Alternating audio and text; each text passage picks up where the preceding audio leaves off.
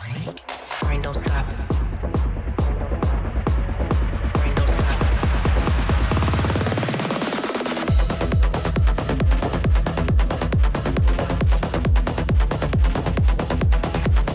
Brain don't stop. Brain don't stop.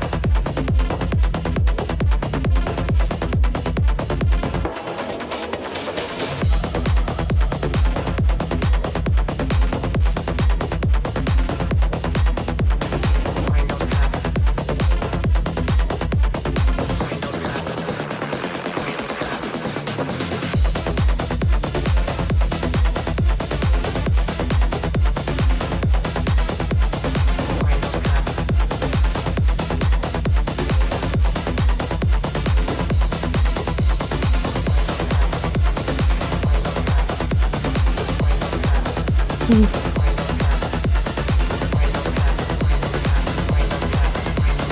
Brain don't stop.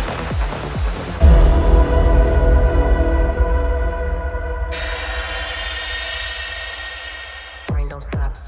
Hello, welcome to Chew Gum. Today is April 21st, and a Tuesday, as you already know. This is a show about rejecting purity culture, challenging misogyny, and the effects of religious trauma on women. And today we have Thinker on the line with us. Hello. Hello, Alyssa. Thank you How's for it- having me. Oh my God, I'm so happy you're here. This is exciting because you also did your first show with us on Saturday, The Evangelicals, and you Yeah. said it went well. Yes, I loved it. Yay. I loved it. Yeah. Sarah's such a cool person as well. Yeah, I can't wait. I have to catch up and watch that episode. I'm so excited for you guys. So actually, do you want to give a little background on like how you ended up here? What maybe do you make? I'm assuming you make content related to all of Yeah. this stuff. Okay. Yeah. I think you would call me the misogynist whisper on TikTok. I'm glad someone has the title. You know, it's been needing to be done. Yeah. That's actually I feel like that's this entire show is like misogyny whispering it that they find us somehow. Yeah. Especially like intelligent women. It's like they can sniff you out. But yeah, I host lives on TikTok, third shift lives, like late night conversations. So it gets pretty spicy. And we talk about the Bible, we deconstruct Christianity, the patriarchy, homophobia, purity culture, things like that. And I've been doing that for about 3 years now. And I love it. It's my passion. It's so funny because like all of the conversations that you're talking about that you have on your TikTok lives are the ones that we have here. And it's hard to explain to a person who's never done it before how like passionate you can be about having these conversations with people. Mhm. Because I think to some people it just seems like you're just like yelling into the void of the internet, but you know that's not what it is. And there are Yeah. people who watch who do have their mind changed a little bit. Like I think Mhm. it's maybe the people who are like sort of on their way out anyway, but whatever, I'll take it. Like I'll take the shift. Yeah, I get a lot of messages from people thanking me for, helping them deconstruct even, patriarchal ideas. Um, so I do it for that very reason, for the people who are wanting to change. Mhm. And also, like I said, it's fun yelling at men. It really, really scratches an itch that only yelling at men really can. Yeah. Right now we're running a title. So Eve is responsible for evil and sin in the world. And there's this shift happening because my whole life I've been taught that it's Eve's fault. Yeah. And we hear men saying, if she just obeyed, she's the weaker Right. vessel. They're fighting for responsibility of bringing Eve and sin in the world. They want that role because it's too dominant. It's too, like, look at the world. Like, a woman didn't do that. That's all men. That's so crazy. Needing to be responsible so much so that like you're like, no. And the evil was us too, though, by the way. Oh my God, that's so embarrassing. It's insane. But it's interesting to Wow. watch. Yeah, it It's really interesting to watch. is. And now I feel like, I don't know, I talk about this all the time that men are in such like a weird place right now where like there are so many men who really want to do the right things and have a hard Mhm. time because I don't know. I don't think there are great role models for men. And so they're kind of I don't know. I in my coaching practice, I have a lot of men who come to me who want to approach women, but they don't want to make them uncomfortable. And that's like a conversation I have weekly that they're like, I want to be able to have go on dates and stuff. But if I see a woman like at a bar or at a bookstore or whatever, like I don't want her to feel like I'm putting her in a corner or like I'm going to create some sort of dangerous situation for her. And so it's just a tough, like the landscape of it is tough. Yeah, unfortunately, like patriarchy has harmed men as much as it's harmed women. Like they don't know how Hmm. to have conversations. They don't know how to be emotional. They don't know how to flirt anymore. Oh my God. Yeah. Yes. I know. I know. Well, I'm really happy you're here with us, and hopefully we'll get some fun callers today. We have quite a few lines open, so if anyone would like to call, the number's on the screen, but it's 720-619-2288, and you can use the web link that is in the description as well if you prefer to do that. And as a reminder, super chats of $5 or more we read at the end of the show. And yeah, I would love to have people call in and talk to us about misogyny, about patriarchy, why they think patriarchy is helpful. Um, Sometimes when we do the patriarchy harms everyone conversation, we get some people who call who really feel differently about that, which I just is just so even the fact that they're calling in to have that conversation, I'm like, mm. What about women? Do you get women who call in to defend the patriarchy? Yeah, we do. We get women who will say, we were born for this. We're meant to do this. We're meant to Yes. stay home. And then Mhm. I saw what's her name? Jamila something. I can't remember her last name. She's an actress and she has like I think she has a podcast about masculinity now maybe. But she had this really great clip that went around, and it was just about how um, if women were naturally submissive, we would have submitted by now. But Right. like, Yeah. they have to do everything they possibly can to put women in a situation where they are submitting. Like, it Mhm. doesn't come naturally, clearly. Yeah, I talk about that all the time. Like they're the only species that's writing bills to try to get women to behave a specific way. Hmm. Like we're not standing on the street corners with bullhorns, reading from the Bible, trying to remind people, men, that they need to take care of us. Right. And we had a conversation last night. I want to know what it means to be a man because they say Mm. that, oh, my father never taught me how to be a man, or I didn't Mm. have a father, so I don't know how to be a man. But you don't typically hear women say, I didn't have a mom, so I don't know how to be a woman. Yeah, No that's one so taught me how to be a woman. true. Yeah. And so I was asking men last night, like, what does that mean? And they were Hmm. saying, standing on your own 2 feet, taking care of Hmm. responsibilities, going to work. And I was like, so women are men too? Because we do that same thing. Right. Wow, that's so crazy. I've never thought about that women don't really say the same thing. I've heard people say, talk about how be a man doesn't really exist for women, like be a woman doesn't exist. But I do think there is some of that with the trad wife movement. Like there's some, oh my God, there's the loudest plane going over my head. I'm sorry if you can hear that. Oh, I can't hear Um, it.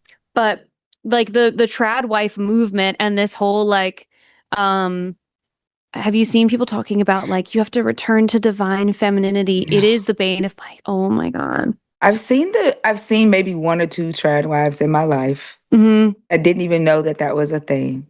Hmm. And when I saw it, I was appalled. Um, Yeah. yeah, no, but so they're saying we need to return to divine feminine. Yes. So there's this whole thing. It's really interesting because it started, I think, as like I used to see it in the sex education adjacent space where it was like, women were not told to accept their sexuality or embrace their sexuality. And so we are not connected to like our feminine energy. And if we connect with our feminine energy, then we can have, more connected, more what's the other word, embodied sex with people, which like I think that you have more embodied connecting sex in a lot of different ways that have nothing to do with if you're in your feminine. Well, what does that even mean? I Literally, don't know. what is that? I have no And then idea. it became a thing. So I remember hearing that and being like, something is weird about this and I don't like it. And I can't put my finger on it because, I understand wanting to feel, girly and feminine. If that's what you want to feel, then like, there's nothing inherently wrong with that. Mm. But then it started to turn into this like alt-right pipeline of trad wife stuff. And it like kind of slowly started pushing people that way. And it was kind of like freaky to see.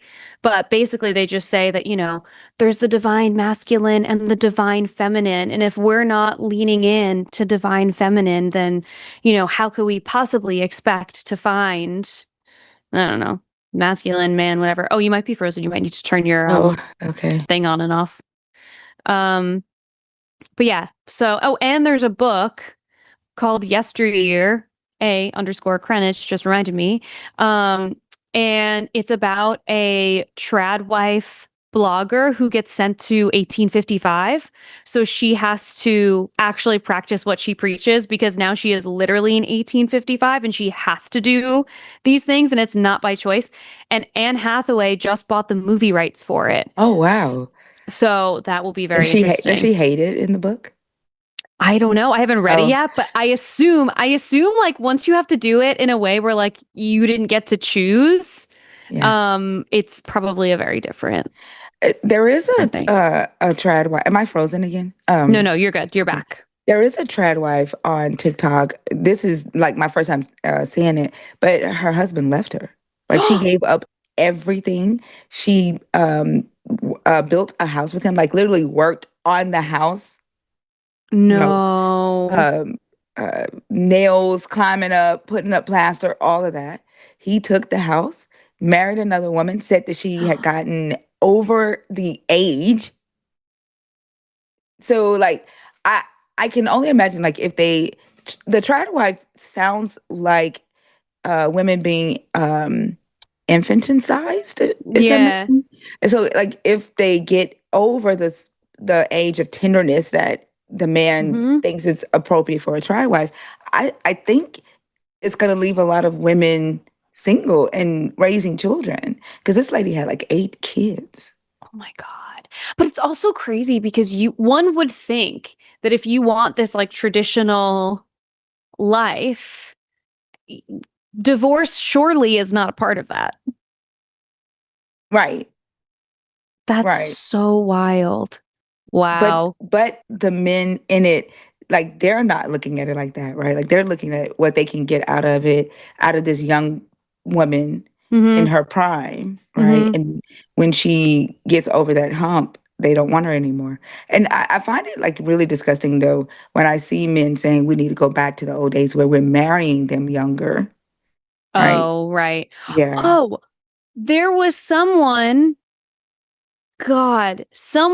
in government. I can't remember who it was who just said the reason that our birth rates are declining or have declined is because girls aged 15 to 19 are not having children anymore. Dead ass said that, I think, on the news. 15 to 15 to 19. 19? If there is that notable of a difference from 15 to 19 that where they're not having children, that is a win. I am not reversing that. Are you kidding? But didn't we work hard to get the what I don't know if you remember that show that was on MTV where the little girls was getting pregnant all the time.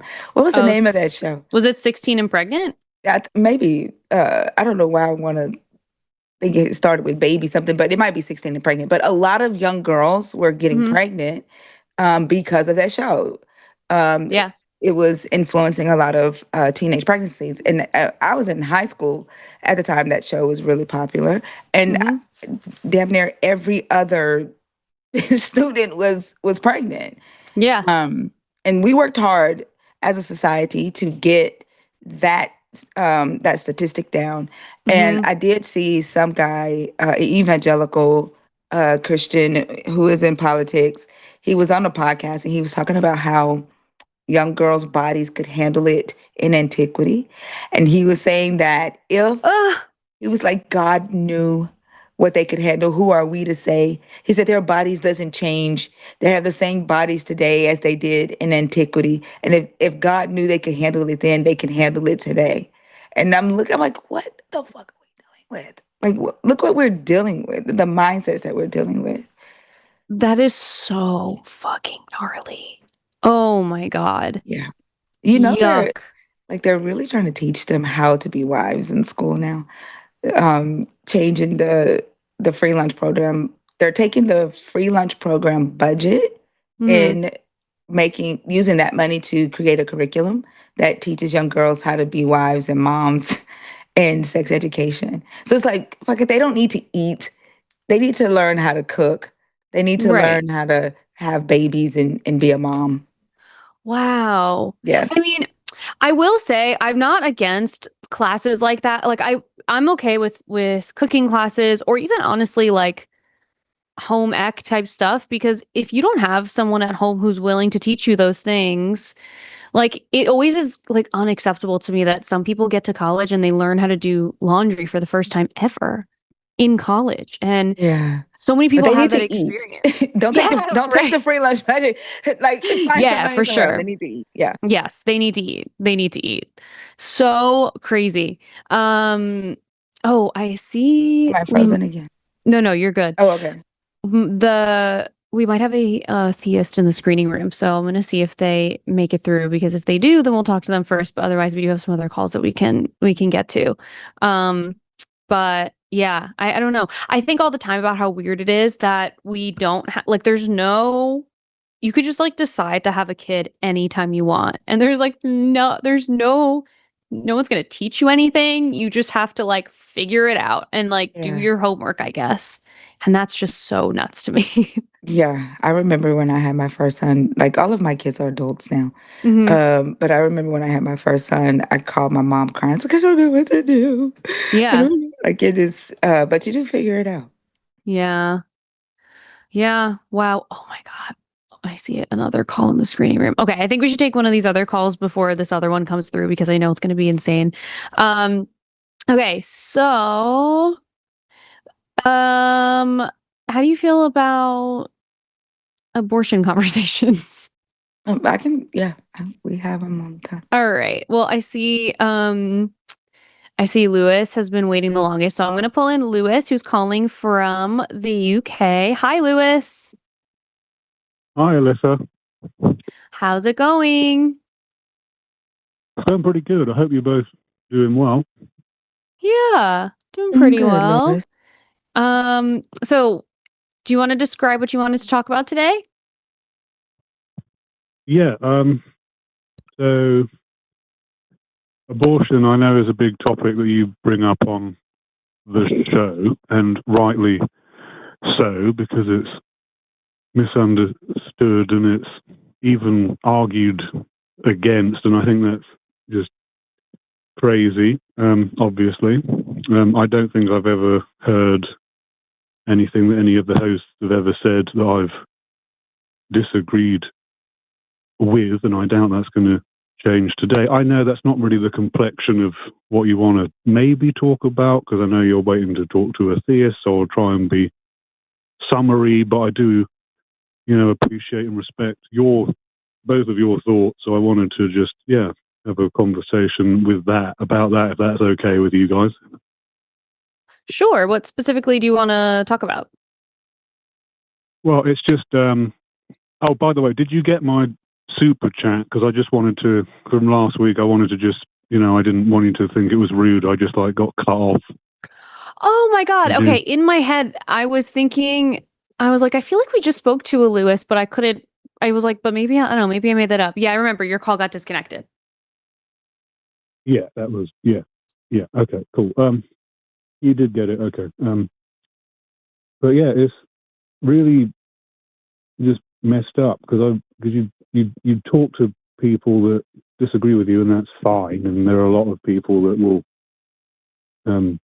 argue against abortion, and I really don't understand how people can do it if you really think about it. The arguments are never good. I mean, I'm not even talking about an argument from a theistic point of view. If you're going to argue, you're essentially arguing against the right to have a medical procedure, which how can that possibly ever be justifiable, and how can you presume to tell someone, even if you do know them, how can anyone possibly ever think is it possibly okay to do that? Well, I mean, You know what I mean, don't you? And I'm sure you agree with me. yeah, I mean, well, what they call in to debate us most of the time is they'll call in and ask us, about where life begins, and basically try and make the case for life beginning at conception, and so it's murder to end a pregnancy. And then typically we'll have conversations with them explaining that if this is not a being that can survive outside of mom, then she still has the choice. And that doesn't mean that you personally can be in that experience and decide to keep the baby no matter what. You are welcome to do that, but that choice belongs to the person who's carrying them. And Thinker, I wonder if you have thoughts, because you also are a mom, so you went through like pregnancy and having children. Yeah, no, I agree. I think the choice belongs to the person carrying them. Like, it's her body, and her life matters. She already has consciousness. She has family, friends, things that she cares about, and so putting her life in danger to uh, save, a zygote. It's not. I think that's murder.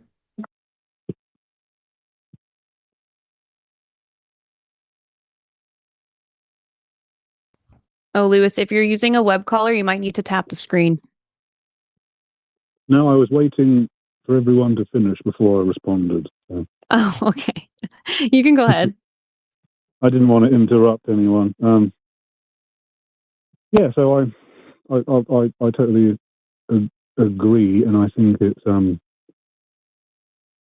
I think, just to begin with what you said, Alyssa, yeah, they're always they never seem to be good arguments to me. How people say they can't.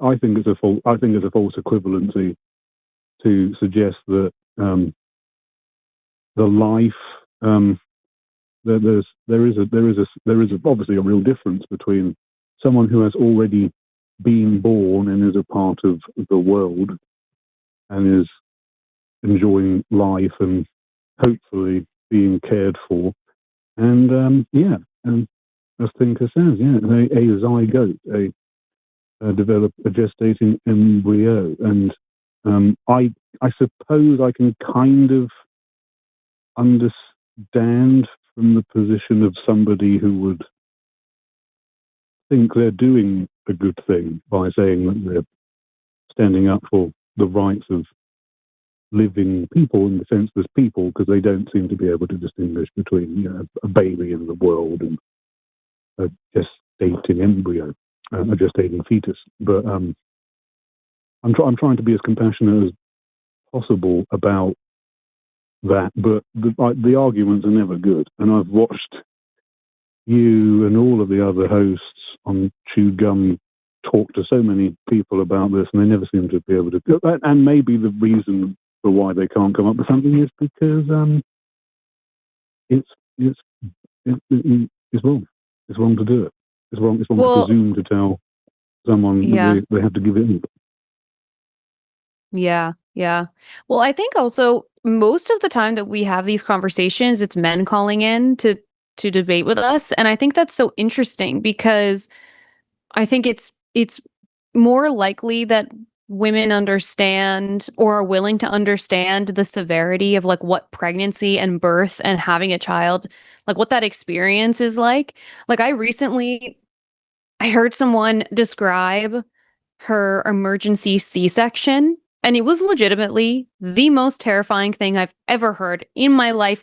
And I can't imagine having to do that with a baby that you didn't like really want to keep. Like there are women who if they're calcium deficient, their teeth will fall out. Postpartum hair loss is like pretty common. Like these like their whole body is being like siphoned off into this thing, and if you want this baby, then whatever, like you're going to get a child at the end of this, who cares? But if you don't, I can't imagine like what it must be like to continue having to carry for a freaking year. Like it's a year of your life. It's a long time. And then have to choose to get your be okay with getting your body cut open. Like I had 4 C-sections. Okay. 4. Tinker, what I heard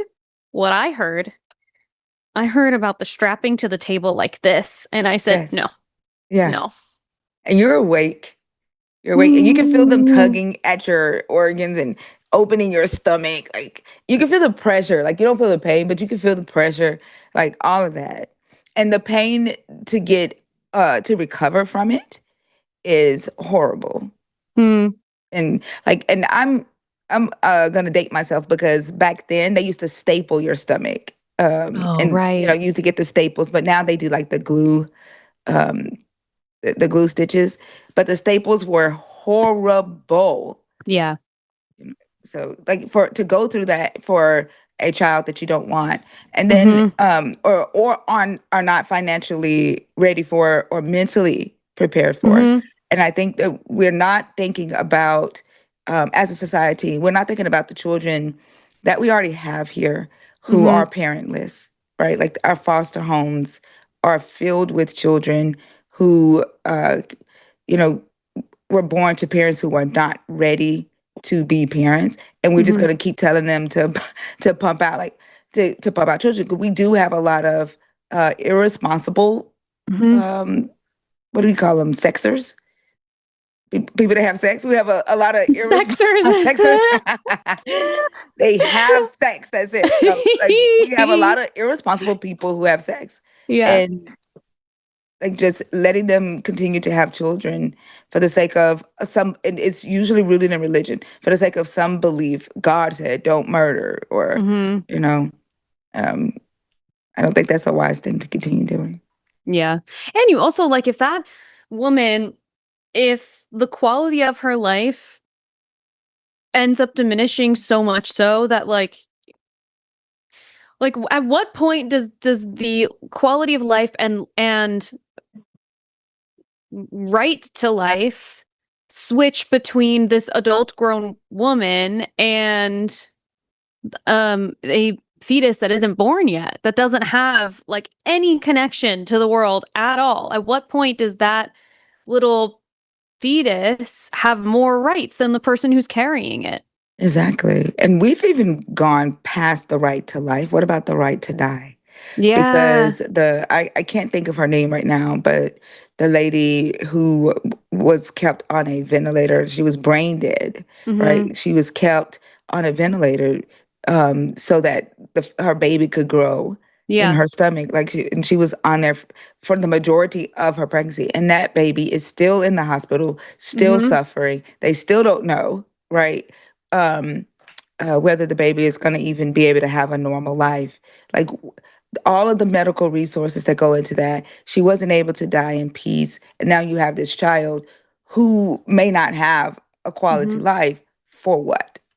Yeah. Right. For what? For what? It's just so horrible. That situation was Adriana Smith. That was That's her name. Yeah. so, oh my God. That felt like I didn't watch The Handmaid's Tale because I tried and I was like, it's hitting a little too close to home and it made me upset. But if I had to, like, that is what The Handmaid's Tale feels like to me. I've never seen it either. Ugh, I don't, you know what? I think we're living enough of it. I don't think we Yeah. need to, I don't know. It's crazy. Lewis, do you have any thoughts? Oh, wait, Lewis dropped. Dang, his connection is just not very good. Oh. Sorry, Lewis. If you hear this, I see that you dropped. I'm sorry about that. Anyway, there was someone in the chat. Yeah, they keep going off in the chat, and this is always so annoying because they'll go off and flap their gums and be keyboard warriors in the chat, but they will not call. And so they already said something about how why is it infanticide when a man kills a fetus but not when a woman kills a fetus.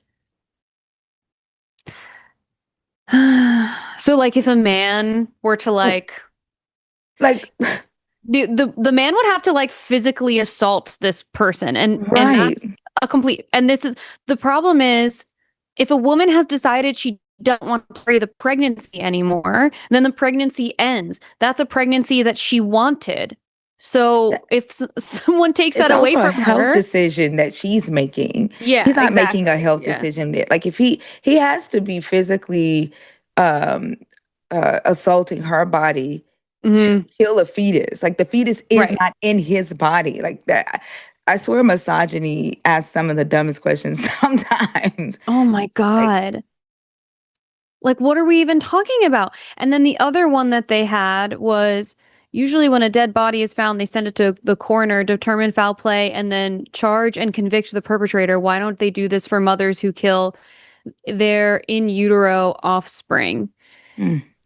Because that is a consent issue as well. They are not consenting to having this pregnancy any longer.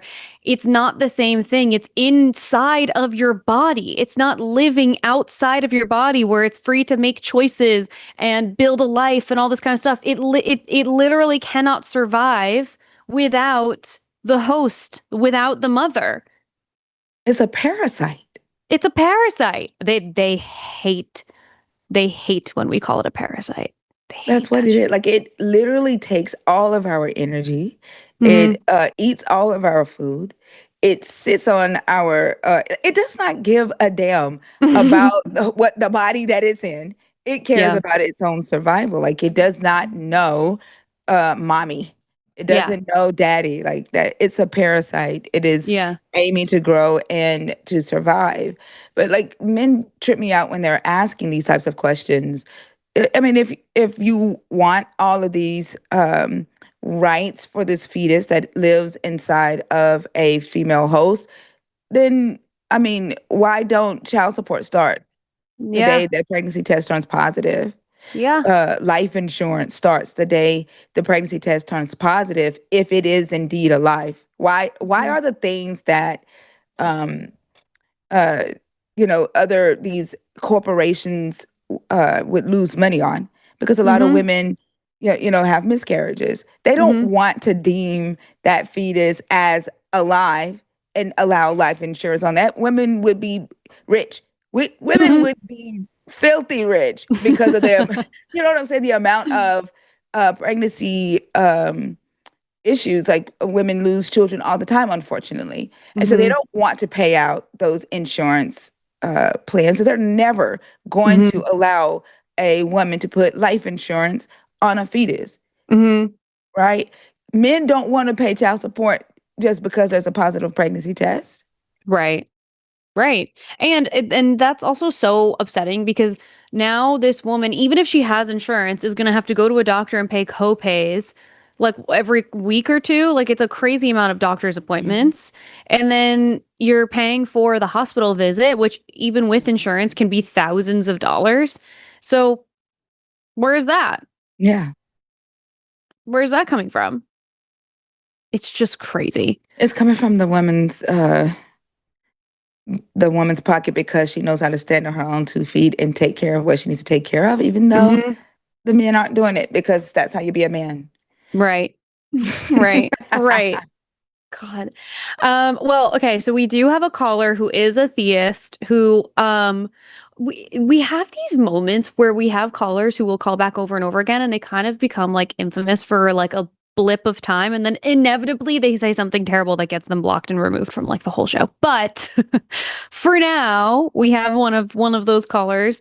And you know him, you love him. His name is Carlos. He's calling from Florida.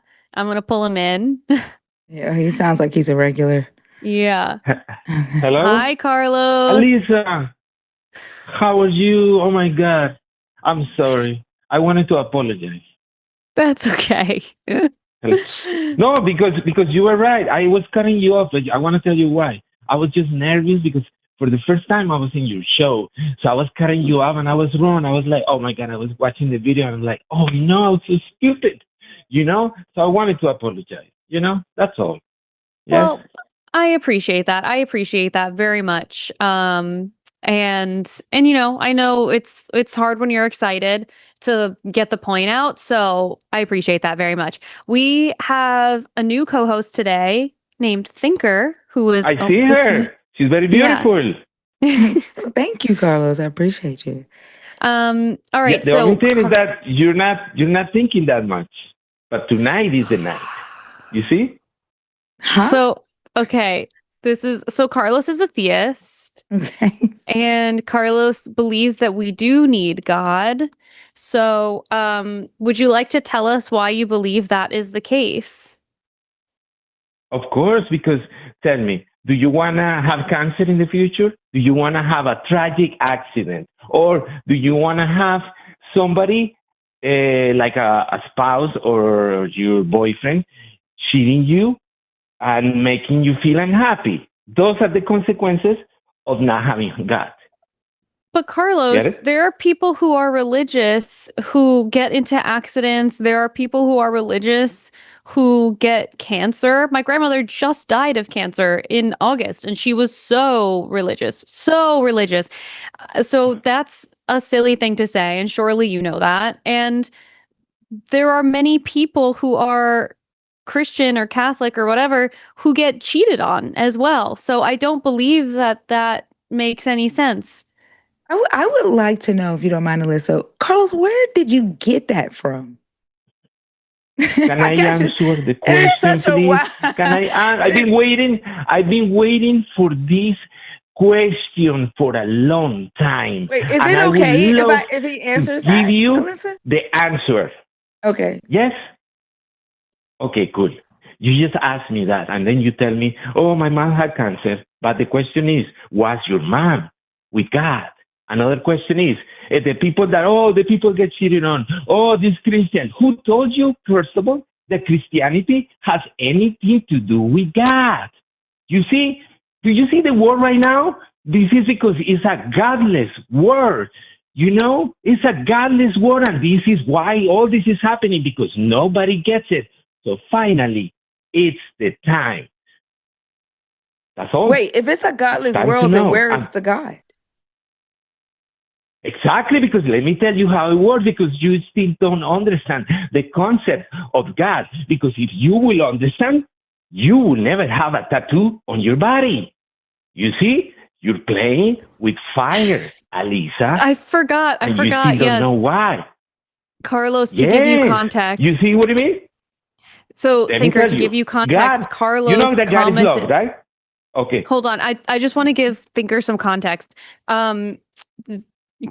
Carlos had commented on one of my YouTube shorts and told me that because I have tattoos, this is going to be a problem for God. I actually have a question, Carlos, about that. So I always am confused about this, and maybe you have an answer for me. But if God is all powerful and all loving and forgives everyone, why would he care if I have tattoos? Wouldn't you like to know, right? But that's what I'm saying. Once you know and you understand, Alyssa, let me tell you the news. You know what's going to be the future? Laser tattoo removal, because it's a sin to have ink in your system. So let me explain to you how I'm going to be very specific. As long as you have ink in your skin, you are going to be attracting like a magnet bad people, diseases, bad situations, and death. You know, just check it out. What? I'm not lying. You know, there's a reason why tattoos are the symbol of evil. It's the mark of evil. Tattoo. You know why? Let me tell you why. I guess Tattoos I'm like super evil. represent pain. Right. You see, Like I'm- and you know what? Evil equals pain. And what is the opposite of pain? Love. So you are going against God. God is love. So you're causing your pain. You're telling God, which is outside the game, telling God, I'm going to do whatever the heck I want with my body. I don't need you. So guess what's going to happen with God? God is going to be like, oh, really? No worry, Alyssa. If you want to do whatever you want, that's fine. It's okay. But I'm going to be gone. And guess who is going to come and take his place? Someone that is designed or is specifically put for the punishment. And evil has no mercy. Let me give you an example. Kobe Bryant. Do you know who that guy is? I'm sorry. Yes, I do. Okay. Do you know why he's not breathing anymore? Because he died in a plane crash. In a plane crash. No, that's the consequence. I'm gonna teach you how life works, sweetie. So That's wait, the hold on a second. consequence. Can I ask you a question, I want to Carlos? teach you. I want to tell you why. What happened to me? What was his sin? Wait, can I ask And you a I question tell you about why that? he ended up in an accident. That's all. Okay, hold Okay, on 1 second, go Carlos. ahead. 1 second. So this is one of those moments again. Well, two questions, but one we'll get back to later. I am curious about Thinker's original question, which is where are you getting all of this from?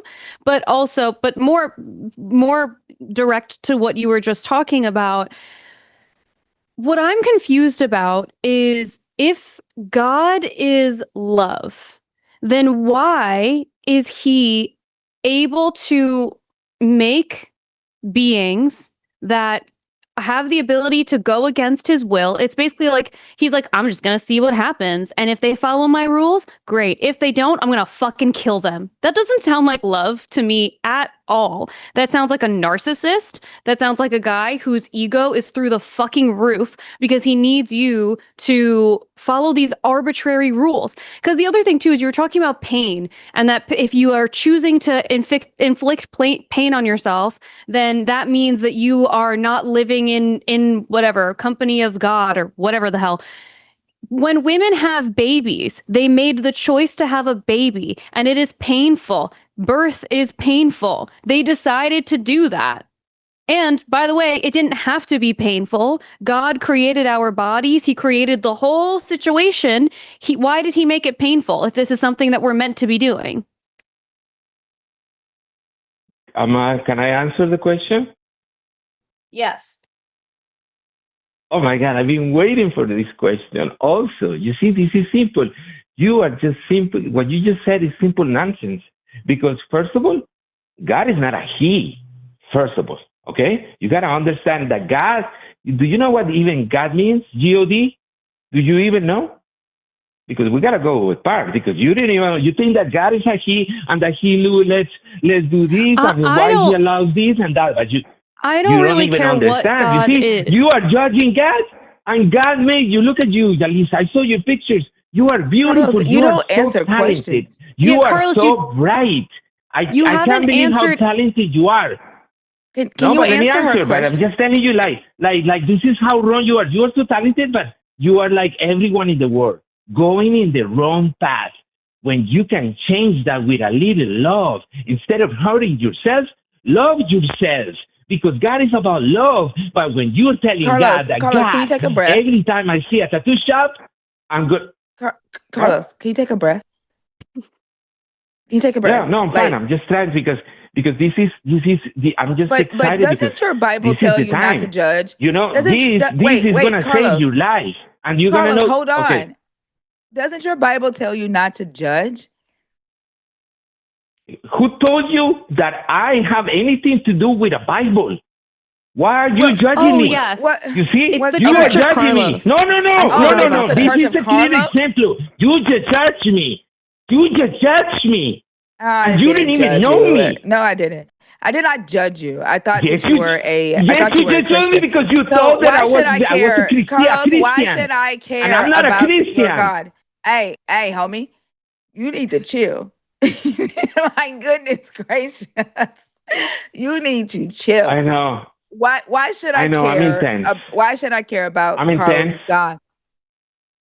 Why should we Why care about you Carlos's care? God? Because let me tell you something, sweetie, the thinker, because you don't have a name, because you choose to say thinker, because that's sign of fear. You see, instead of showing like brave, like Alyssa, she shows her name. You see, you decided to show thinker. You know why? Because you're scared. You see why? Because you eat fear. None of that see? matters to me. It's- Can you everything answer the makes sense. question? I don't care. Can you answer the question, please? Why should we care about your God? Like, you're just saying a bunch of stuff. Like, we don't I even just know. thought, who okay, let me God tell is. you why. Okay, let me tell you why. Okay, let me tell you why. Do you have children? That's none of your business. Oh, okay. Let's pretend you have a children. Yeah, just pretend you have a beautiful boy. If you are an atheist, if you are telling God that no, you don't need God, that you're gonna thinking that you're gonna do whatever you want, and especially when you have a children, guess what's going to happen to your children? But wait, don't confuse me. They remember that the one in charge of the punishment is not God. God is love. You have to understand the concept of the design. God is love, but when you break the rules, you guess who's coming? Evil. And evil is the one that is going to be like, oh, you're an atheist. You think that you are going to do whatever you want. You think that you can hear. You're beautiful also. Look at you. You're beautiful also, but I see your eyes. And the eyes never lie. I see the eyes of an arrogant woman that wants to do whatever she wants. And Why you should are I going not- to get a little bit of humbleness. I'm telling you right now. No more chicken. No more cows. Before it's too late. Remember, seafood and plants. Wait, explain the chicken and cows situation, because this is a new thing for Thinker, and I think also we didn't Of get course, to like of course, we it's a didn't new get to thing the- because no one knows. I just told you that this is a godless nation. Well- That's why I'm here to send Well, the message. And you so- think this is a joke, but when you get cancer, when you end up pooping in a baggie, I already beat like in a cancer twice, colonoscopy Carlos. baggie, oh my god, I wow, beat cancer twice already. period. what? I beat cancer What was twice already. Oh, there you go. Do you see? Tattoos represent pain. If you want pain, then life is going to give I you beat it pain. with that. Like, did You you see what I hear? mean? Did you hear what Alyssa said? Like, The- I'm an atheist. I beat cancer twice. Alyssa told you at the beginning of this call that Carlos. Do you know that? Carlos, Do you know that cancer is karma? Carlos, stop. Do you know that Alyssa cancer told is you. karma? Alyssa, That's my Alyssa quote. told you. Alyssa told you at the beginning of this call that her grandmother was Christian and her grandmother just passed away from cancer. Christianity is evil religion. That's why she got cancer. Another question? But she believes in a God. But she believed in a god, yeah. Yeah, so, but yes, but she doesn't know the right religion. You see, she was Christian. Carlos, you already telling me that Christians eat Carlos, red what meat, I'm confused, and what you I'm cannot confused eat about, red meat. okay, sorry. It just takes too long for you to be able to hear what we're saying.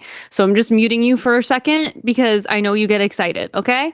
So what I'm confused about is it would appear that the God that you're talking about has no like organization, no religious title to it. Like I said before, it's like the Church of Carlos.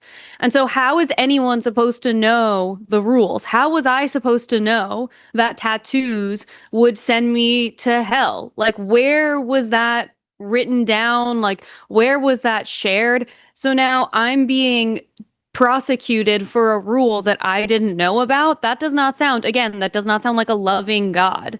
I don't get that. I'm going to unmute you right now. Hold on. Hold on. Sorry. Okay.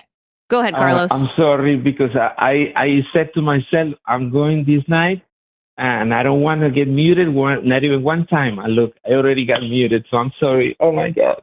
I'm sorry. It's okay. I know you get excited. It's all right.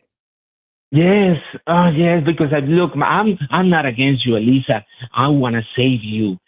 The last thing that I want to see you is in the hospital, like the thinker. Do you think that she went through? Do you think that cancer was a great time? Cancer is karma. When you mess with cows, then karma is coming. So guess what I'm going to tell you, cow thinker? did I mess with? Thinker, because that's the thinker. Yeah. Okay. What? No more cheese. Cows? If you want cheese, dairy-free cheese. If you want meat, you have to eat. The only thing is seafood and plants, and you will never get cancer back. You get me? Don't mess with cheese and don't mess with cows, because when you eat violence, when you eat abuse, then you're going to get it back. Remember, this word is easy. Again, you don't need a book to know about God. God doesn't need churches. God doesn't need money. All God wants you to be cool and don't hurt others. It's simple, but when you eat cheese, you are hurting others, because cheese was supposed to go to a beautiful little baby cow. But guess who's eating the cheese? Mrs. Stinker.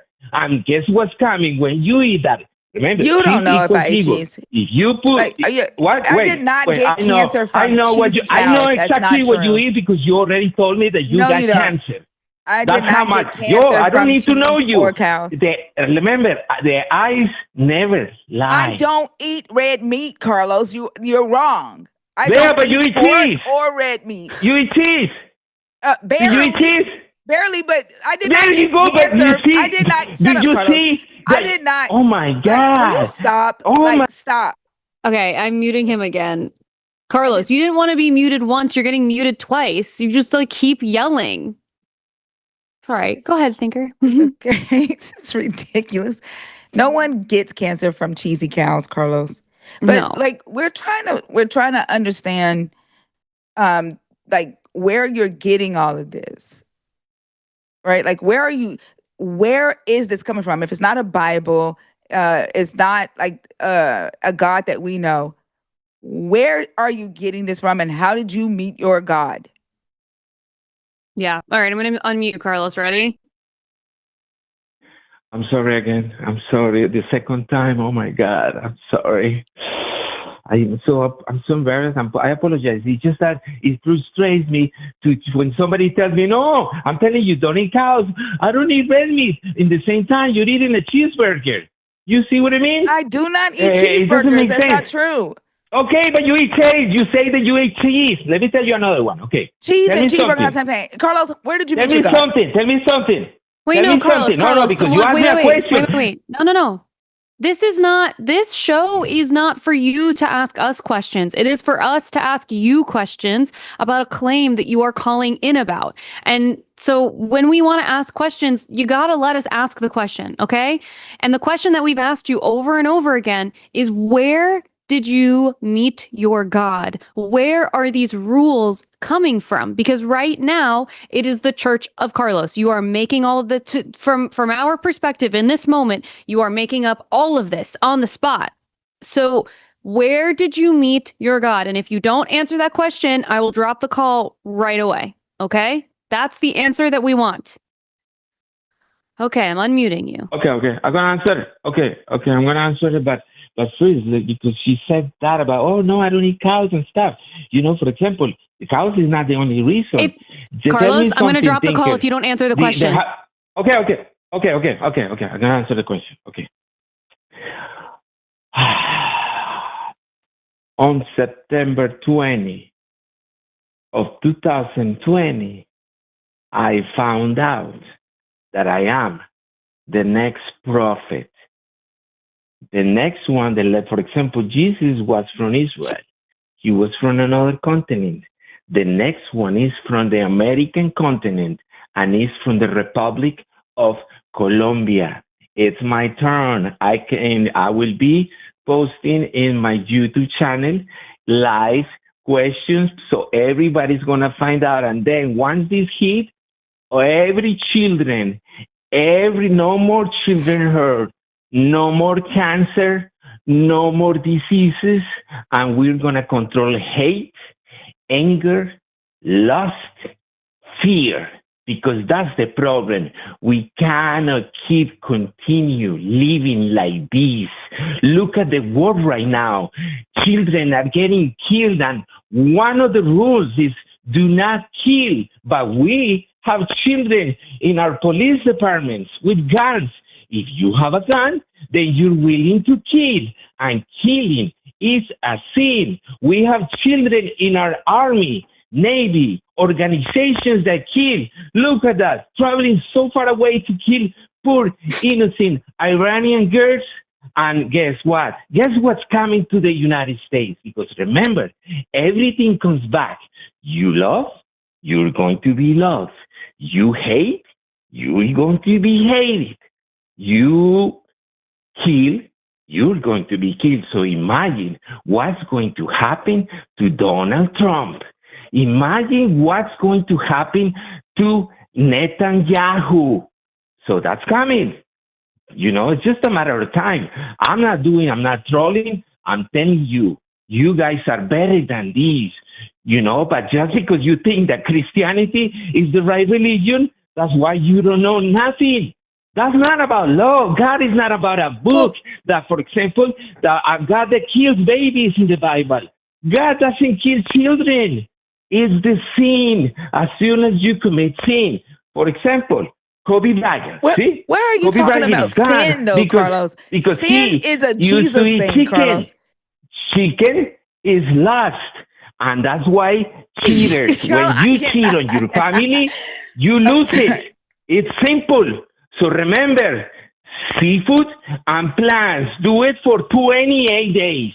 And you're going to believe, you're going to understand the beautiful concept of life. And then you are going to believe. And I will be calling you later. And you're going to see that, you know what? I can do this. What? Seafood? Seafood and plants? Let me see. Taco Bell. Hey, give me 2 big burritos. Add rice, no cheese. Hey, Carlos. Easy. And guess who's watching? Hi, Carlos. Guess who's watching? God. Carlos. Real quick, Carlos. did you just say you'll be calling us later? No. Oh, okay. That's what I thought you said. But you're definitely not going to. Yeah. Bye-bye. Woo! Goodness gracious. That was so crazy. Cows is cancer and chicken is lust. That is a first. So he's been calling and saying these crazy things, but like he's been saying the cows and the chicken thing and the cheese, whatever. And then I'll go, are you a vegan? I was like, if you want to be vegan. And he's like, vegan? Who said anything? I'm like, what are we talking about? That's not God. That's hate. Oh my and then gosh. again, I've been saying the Church of Carlos like as a joke, but It really that was is. not a joke. The minute that he said that he is, what did he say? The next prophet or Yeah. something? Yeah. Yeah. That's psychosis, babe. That is not something is happening. Thank you, Lux, for doing that. Holy crap. We That were was stunned. crazy. You what? I think collectively as a group, we were stunned by some of those last remarks. Yeah. Jaw on the fucking floor. So crazy. Okay. Well, holy cow. All right. Well, I'm looking at our call-in studio. And okay, we have like a kind of mix of calls in here, but we do have a bunch of theists, and usually we prioritize those. I'm going to pull in Jay, who's calling from Texas, to talk about how the Bible isn't completely junk. And actually, he's agnostic, so we're getting somewhere in the middle here. So, hey, Jay. Hey, how you doing? Me again? Good. How are you? Yeah. Oh my God. You already sound so much more calm today calm than not today. I don't know you. Calm than the call that we had right before that. So I'm already feeling my cortisol is going down already. Thank you so much. Cool. All right. Good. Yeah. I did, feel a little bit I don't know, I guess the more often I get used to it. But after that last caller, that guy, holy cow, man. Just like you said, holy cow, that's probably what he's thinking. I can't believe it's making me rethink my position, because my position was going to be that the good parts in the Bible, like love your neighbor, all that stuff, right? Forgive, whatever, is helpful. And I know that I've talked to others, or I've heard other videos with Owen and with Matt saying that those kinds of sayings have been around even before the Bible and in other traditions. And so, to me, I'm like, okay, cool, that's great. I didn't know that. Now that I know that, does that make this good lesson obsolete? Does that mean, I understand now more things that are coming out that I've been learning about God in the past, doing these horrible things or whatever. But then I start looking at it like, well, if I make a mistake, but then I also have some good advice for a child or my child or whatever, because of the bad mistakes that I did in the past, now there's my good advice from experience. All of a sudden it's like, oh, you know what? Everything you say from now on is suspicious or it's not good. Even if I took it from somebody else and it's not my original thing. But whenever I heard him yelling about, if you do good things, if you get love, you'll get love. If you give love, if you do bad things, you get bad things. I'm like, oh crap! I'm gonna have to admit that section of what he said, he's correct. If you act good, you should get good things. But everything else, I'm like, damn it, no. Maybe he is tainted from all the other stuff. Cheese. Everybody who eats cheese would have gotten cancer by now. Some people that get cancer don't eat cheese. Right. But somehow I still have that experience that all I know growing up in my family, in my religion, well, I say my religion because it was, but now, doubts and everything, is what I was taught about being a good person. And I try to be a good person as much as I can.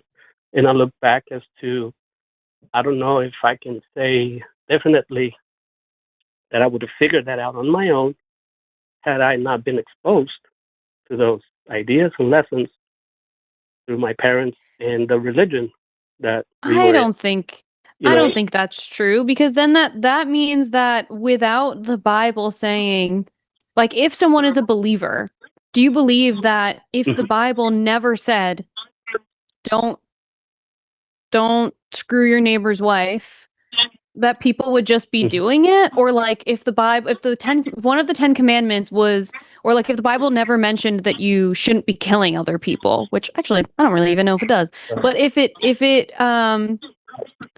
that were the case and the Bible was the only thing holding people back from doing terrible, terrible things, I don't feel good about that either. And I don't really believe that's true, because there are people who are believers who do horrible things. I don't think believers actually know what love thy neighbor as yourself means. They just say it. Yeah. And then, like, do you really want people loving you the way they love themselves? The more that I think and I research all these things and hear things, I'm starting to little bit think like, well, maybe not, because if they think, well, loving myself is getting scars. That's I'm gonna love you. I'm gonna cut you and give you a scar. No, probably not. Yeah, there are bad people that are believers in different religions, Christianity, and non-believers too. And there's good people that are atheists and in other religions. So would that mean that it's the individual then, and not necessarily the religion that's bad, or it's how they take that info and what they use with it, how they justify their actions? It wouldn't be bad to be a Christian, I guess, if you cherry pick. Again, those cherries are not going to pick themselves unless not with that attitude, unless you have, but then faith as small as mustard seed. But I don't know. Then you're relying on people to like do the right cherry picking. Oh, do we have? Am I on speaker? Maybe. Mm. It sounds like, yeah, I can hear. Maybe. Jay, am I on speaker? Uh-huh. Yes. Hello. Because I can like hear myself echoing. So if I am, or if you have the stream on in the background, if you wouldn't mind muting it or going off speaker, that would be very helpful. Okay, let me try going off speaker then, because the speaker gets louder and I can hear it better. I than the know. regular phone. I know. I'm sorry. We Okay. just get that echo, and then it's really hard to hear. But that is better. So thank you. I appreciate it. But yeah, then we're relying on people to cherry pick the right and wrong things. And then at that point, it's not about the Bible anymore. It's still up to choice. It's still up to what people believe is the right and wrong thing. So you're giving them the free will, you're giving them the choice. So why even reference the Bible for the outline if you're just going to choose the things that work for you anyway? Good point. Yeah, that's true. Yeah, something to think about. Things that make you go, Well, But also, yeah, I but don't know. also, I guess I can do again. Yeah. I'm sorry. I also think that believers, like, you don't learn how to be nice to people from the Bible. Like, your parents teach you that, right? Your elementary school teachers teach you that. The things that believers are holding on to in the Bible is the self-degradation. I'm not worthy, so I need a God. I'm a human, so I'm evil, so I need a God. You're not learning how to love people from that book. You're learning how to hate yourself and how to hate other people from that book. Yeah. Yeah.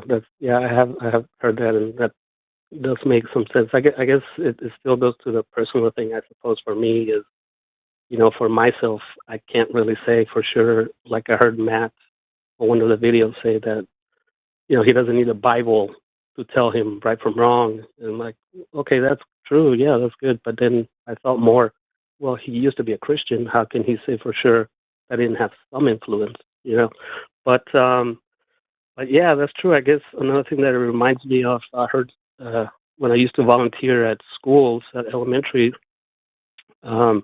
there was a teacher that said that he would sometimes help the students gain confidence and be able to criticize themselves and give themselves good criticism if they think they did right, instead of always asking for permission or always asking for validation outside of themselves. Like, hey, did I do this right?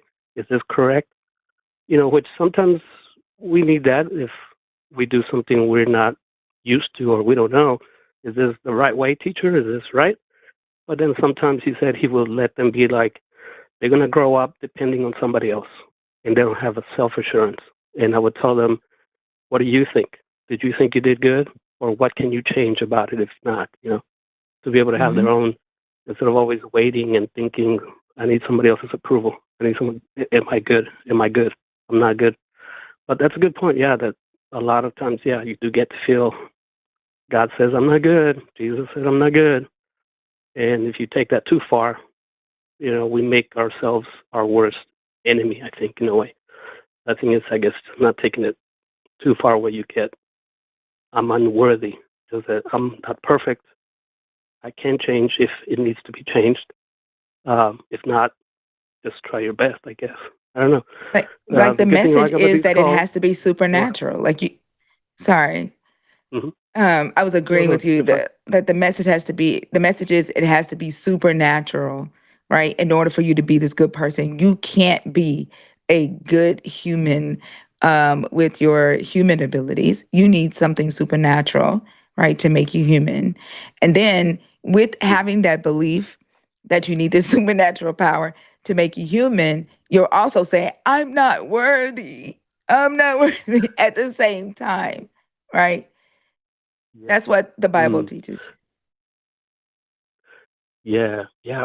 Golly, good gracious, that's true. Goodness. Yeah. Girl. Yeah, that's right. At the end of the day, even though they tell you you can do it, God will help you, whatever, it's that God will help you. Well, why can't you do it by yourself?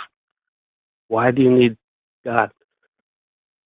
Because, I don't know, you grow up not sharing your toys. You have to be taught.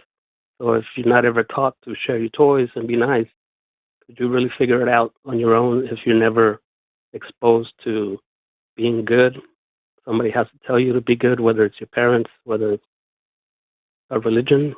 I don't know. Huh. I mean, literally, there's nothing in that Bible other than teach your children the law, beat them with a rod and they Right. won't die, stone them, Mm. kill them for worshiping other gods, kill them for disobeying you.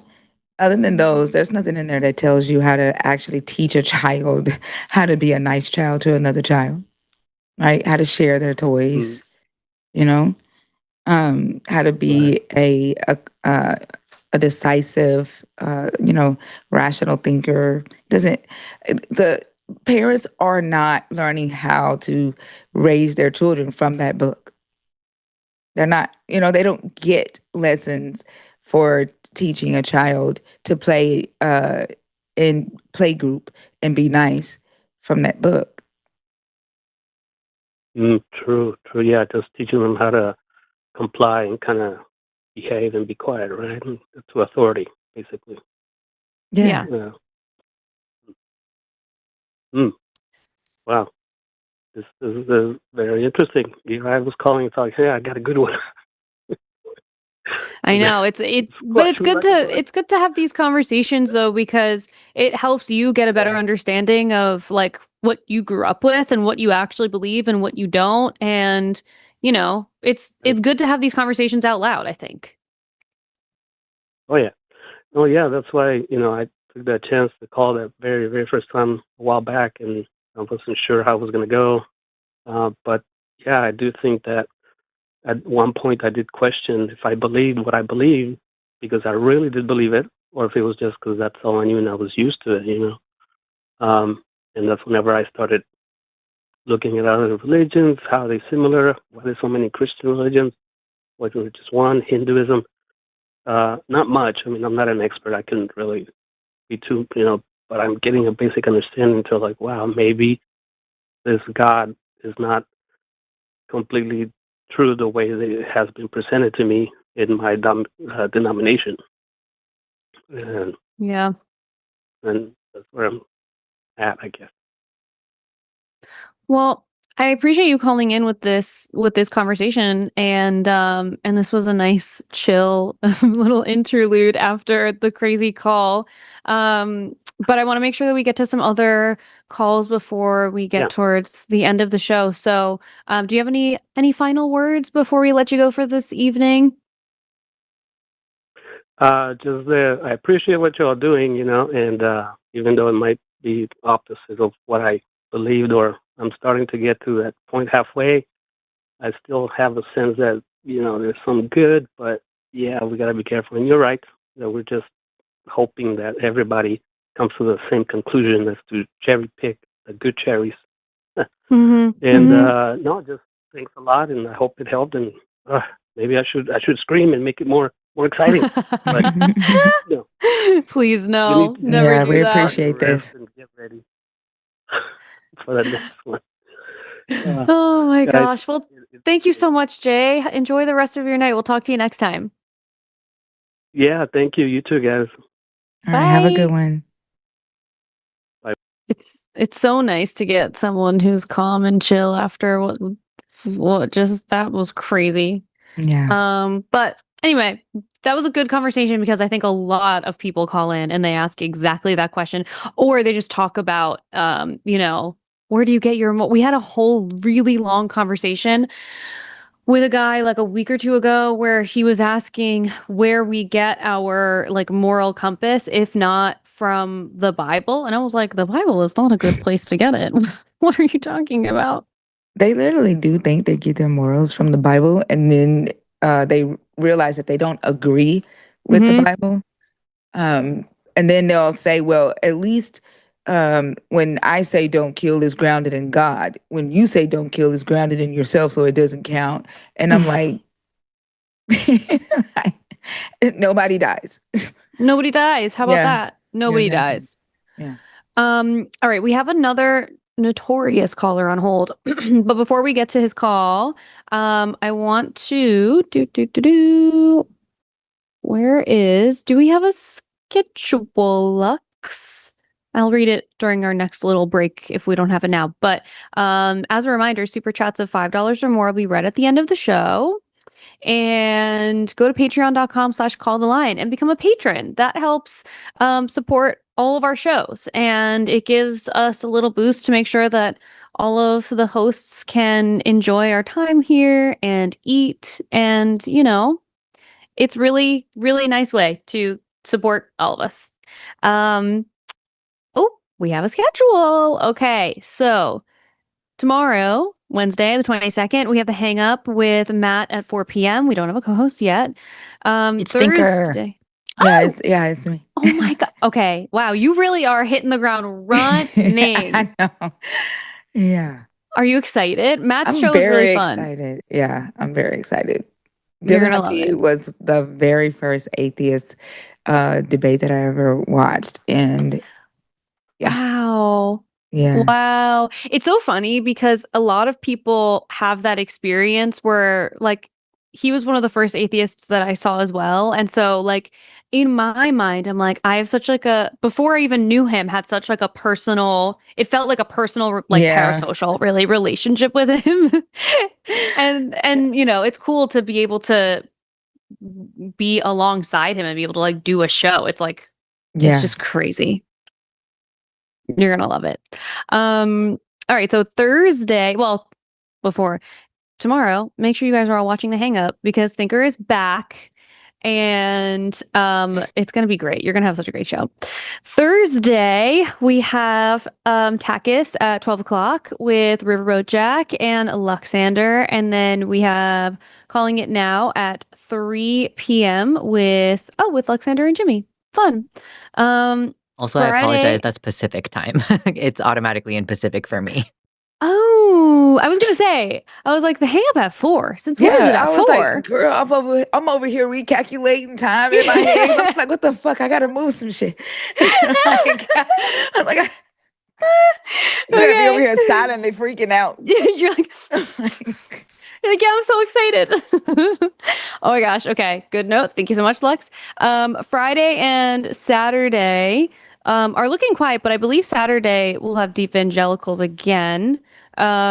Sunday, the Sunday show this is all Pacific time, so everyone note Pacific time, 11 a.m. with Promise and Seth Andrews. Then there's the Sunday show after. Oh, I have to email Seth. I'm gonna write that down right now. Then we have the Sunday show after dark at 5 p.m. with Forrest and Aaron Adair. Then we have Calling It Now. Oh, in between those things with Jimmy and Jovan at 2 p.m. Pacific. And then next week, Monday, Skeptalk 4 p.m. with John Gleason and Forrest. Calling It Now on Monday at 12 o'clock with Promise. And The Line has a podcast. The Line has a podcast with myself and Jimmy. I don't know if you knew, The Line has a podcast. And we do that live now at 2 p.m. Pacific time. And it is really fun. Okay, email Seth. Because I'm going to forget. Anyways, so we have another wonderful week of really fun shows happening. And if you go to patreon.com/calltheline, you can support all of them. Isn't that crazy? All of them. Oh wait, hold on a second before we take her. But after this call, Ari and Jovan will be going live as well. So make sure after this show, you have a little more time. Maybe you're making dinner, maybe you're unwinding, and you can watch them argue with someone. And it's great. Perfect way to relax. So our next call is one that really polarizes the chat. There are some people who say that they really hate this caller, but then I don't know, our views end up being really good during the times of his call. So I think y'all are lying, and you guys all love to hate him or hate to love him. I don't know. I'm gonna pull in Andrew from New Jersey, because his topic seems crazy. Hey, Andrew. Is he a theist? Hey, Alyssa, what's going on? Hey, yes, he is a theist. We have Thinker here, who's new for you, I think, right? Yeah. You said her name, Thinker? Mm-hmm. Yes. Yes. Hi, Andrew. How are you? How you doing? It sounds like a bad guy from Marvel Comics. The thinker. The Yeah, thinker. it's just thinker, but people always try to put the in front of it. It's just thinker. But Okay. I know who the thinker is Yeah, from, I just from call. Flash. So. Yeah, yeah. I'm just calling on how do we get women to actually have more kids. I think that was the prompt that I gave the call screener. Yes, you did. It was, I want to talk about how we can get women to have more kids. Do you plan on because taking care of the kids? I'm sorry. Do you plan on taking care of the kids that you want women to have more of? I plan on taking care of my kids. Oh, okay. So, like, do you want to know how to get your wife to agree to have more kids with you, and not the No, other no, no. women? I'm saying I'm saying on a societal standard. Like if we was to institute more social programs, because they say that it's because it's so expensive to have kids. So if we was to institute more social programs for women to have kids, and we put out a massive propaganda campaign for them to have kids, would that be good?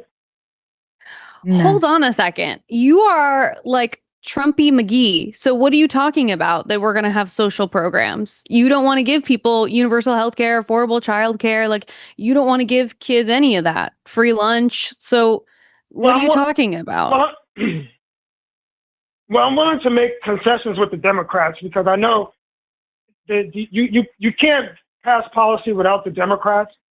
So you're going to have to give up something. So if like the Republicans, like if we want women to have more kids instead of importing millions of people, then we got to have some sort of give the Democrats what they want, right? But is it giving Democrats what they want, or is it just helping the people who live in this country? Like you're politicizing it in a way that's interesting to me because what the ask is here is not satisfying Democrats. It's providing a solution so that people who want to have kids or are on the fence about having kids have better options if those things exist and are available to them. I'm willing to concede. I mean, I'm willing to concede that more social welfare programs, for in exchange for women having kids. But it seems like even the women who are in the upper middle class, they still don't have kids either. So I don't know what the solution is, to be honest. Maybe better partners. Yeah. Maybe better partners. Maybe I'm sorry. Better partners. Women don't want to be made to feel like they are incubators, like they're being bred, right? Like their purpose is breeding. Yeah. And they don't want to have to take care of children by themselves. Women want to have careers, right? Maybe if the United States actually gave a damn about what women wanted, allowed them to have children when they are ready, you would have more women having more children. Yeah. Do you think that women they tend to have massive issues with sexual lust? That they have issues with sexual lust? Yeah, women they seem to have issues with lust. No, they don't. And Because I can tell you from literal research that we have that younger generations are having less and less sex as the generations go down. So no, I don't think that they are plagued with lust. And what I think is interesting about that too is we're learning about how there are websites teaching men how to sexually assault and drug their partners, their wives, and the people who live in this. That sounds like people who are taken with lust, not the women. No, I'm saying I know that they say that the generation is having sex less and less, but women do watch a lot of porn too. They watch a lot of domination. What does that have to do? Yeah, they do. What does that have to do with anything? Even if they do, what does that have to do with anything? They're allowed to watch porn if they want to. Who cares? But it feels like Well, he's a rage well, baiter well, because, well, like, you went from talking about how to get women to have more children to this.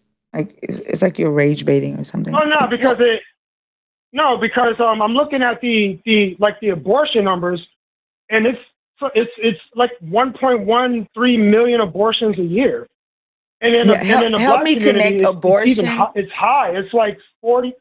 but Huh? so okay, so then what's your problem with women watching porn? That means they're not having sex with other people. So maybe that will make the abortion rate go down. Maybe Yeah. they'll stop having sex with other people, which is, by the way, what you don't want, because we've had conversations like this before where you have shared, this is not me Yeah. oversharing, because you've shared this with the chat that you have not had sex yet, and this is like something that concerns you. So it's confusing to me. And honestly, Andrew, this is why when we talk about how the content that you consume, which, thinker, for your context, is like red pill content, the content that you consume is I've heard not, that. yeah, it's not helping you, obviously, because you want to have relationships, you want to have sex with women, or a girlfriend or a wife or whatever, but you come to the table with the craziest shit, like about how women are watching too much porn and they're having sex with too many people, and the abortion rate is so high. Like, it just doesn't really, I don't understand. No, I'm just giving my opinion. This is what I believe from what I've seen. I watch, like, I don't watch red pill content. I watch the Call Me Daddy podcast and stuff like that, just to get more of an insight as to how women think. And it just seems like to me that it seems like that pregnancy restricts women because women, they kind of want to do whatever they want to do, and I Are guess you they scared of feel women? that if they get pregnant, huh? Are you afraid of women? Not all of them, no. But you are afraid of some women. Like, I'm trying to figure out, Oh like, yeah, oh yeah, why haven't most you definitely. why haven't you created this family that you're so concerned with more people in the world creating? Like, I'm just a little confused as to why you're here talking about how do you get other people to create families, and you've yet to create yours. Like, you've yet to even, like, have sex yet. So why? I'm just not ready for a family right now. So, like, how do you ask how to get more women to have children, and you haven't had children yet, and you want to plan out Well, when it's hard you're to. ready to? I mean, it's hard. I mean, even in the churches, like a lot of the girls that go to churches, the ones who are young, they don't want to really have kids until they're like 29, 30. So Right, it's even and that's their even when right. it comes to church, because people tell me, yeah, they tell me, oh, if you want a family, then go to church. But even in the churches, women, they still don't want kids young. They want them when they're 30, 31. But So you said you're not ready, that's and just a you're problem. and you're I can't Yeah, remember. no, Are I'm not you ready. I can't afford it. Well, you're I also admit quite I can't young. afford kids right now. Yeah, you're quite young too. I'm And sorry. so you're Yeah, quite young, right? I can't remember. I think you had a birthday since I spoke to you last. How old are you now? yeah. It was like last month, 20. 20. Happy belated. But you're quite young. Thank you. So I thought he so was. why would what is the conversation that we're even having? Because you're saying at 20 you can't afford to have kids, but then you go to church and you're disappointed that people don't want to have kids until they're in their 30s, but you're giving the reason right now. You can't afford it No, I'm like not everyone disappointed. else. No, I'm not disappointed. I'm not disappointed. I'm just telling you what it is. Like, guys can wait a little bit longer to have kids. Like, women, they can't really wait as long as men. That's not true. That's not true. Men, your sperm, the quality of your sperm has gotten low. You're becoming impotent at a younger age, faster than 40. So y'all actually have to hurry up. Women can have children well into their 50s. It's not recommended, but they can. Women, But the the male sperm quality of your sperm and your sperm count collectively has decreased. Yeah, but And don't men produce millions of more men sperm? are getting ED at a younger age Yeah, now. that's true. And if you decide that you want to have a child over the age of 45, and I'm speaking from just the genetic load from the sperm over 45. Yeah, not that old. You Yeah, no, I don't want to make. I don't want to wait that but then old. how much more? But like women can have kids in their 40s. So the biological clock thing, we've now gotten enough research to see that that's not really the case. Like after 45, you are 2 times more likely to have a child with schizophrenia. You have a 14% increase in premature birth, 10% increase in heart and facial birth defects. You have a 30% chance of having to need NICU care, 18% increase in epilepsy. Leukemia, 20% increase, non-Hodgkin's lymphoma, 25% increase, Down syndrome, twice as often, and miscarriage, 43% increase. So, like, after the age of 45, everyone experiences risk. So there's no measuring of the biological clock, you know, like it's the same, you know. There's going to be a different there's elevated risk for both sides. Yeah. Yeah, so I would recommend I want to have a kid at least by the age of 25. So 25, that's when I think is the best. Even for women, I think that's the best age, 25 to like 28, 29. But well into their 30s, you'll maybe get maybe one kid from women when they're in their mid 30s. They'll probably give you one. You can't get a family of 4 from a woman who's 35. Like, that's not going to happen. Or if you're a guy and you want a big family, women in their 30s can't give you that. Yes, so they can. Why can't they? If Why can't they? They're more financially stable in their 30s. Why can't they? well, women in their 30s, they can't give you 4 or 5 kids. Yes, they can. Really? Yeah, of course they can. Why do men spend so much time talking about our bodies? Like, I'm right. just Like so... right. Like, and ultimately, if the conversation that you want to have is how do we get more women to have more babies? What do you think? How do you think that we can do that? Because right now we have you calling, telling us that women are waiting too long.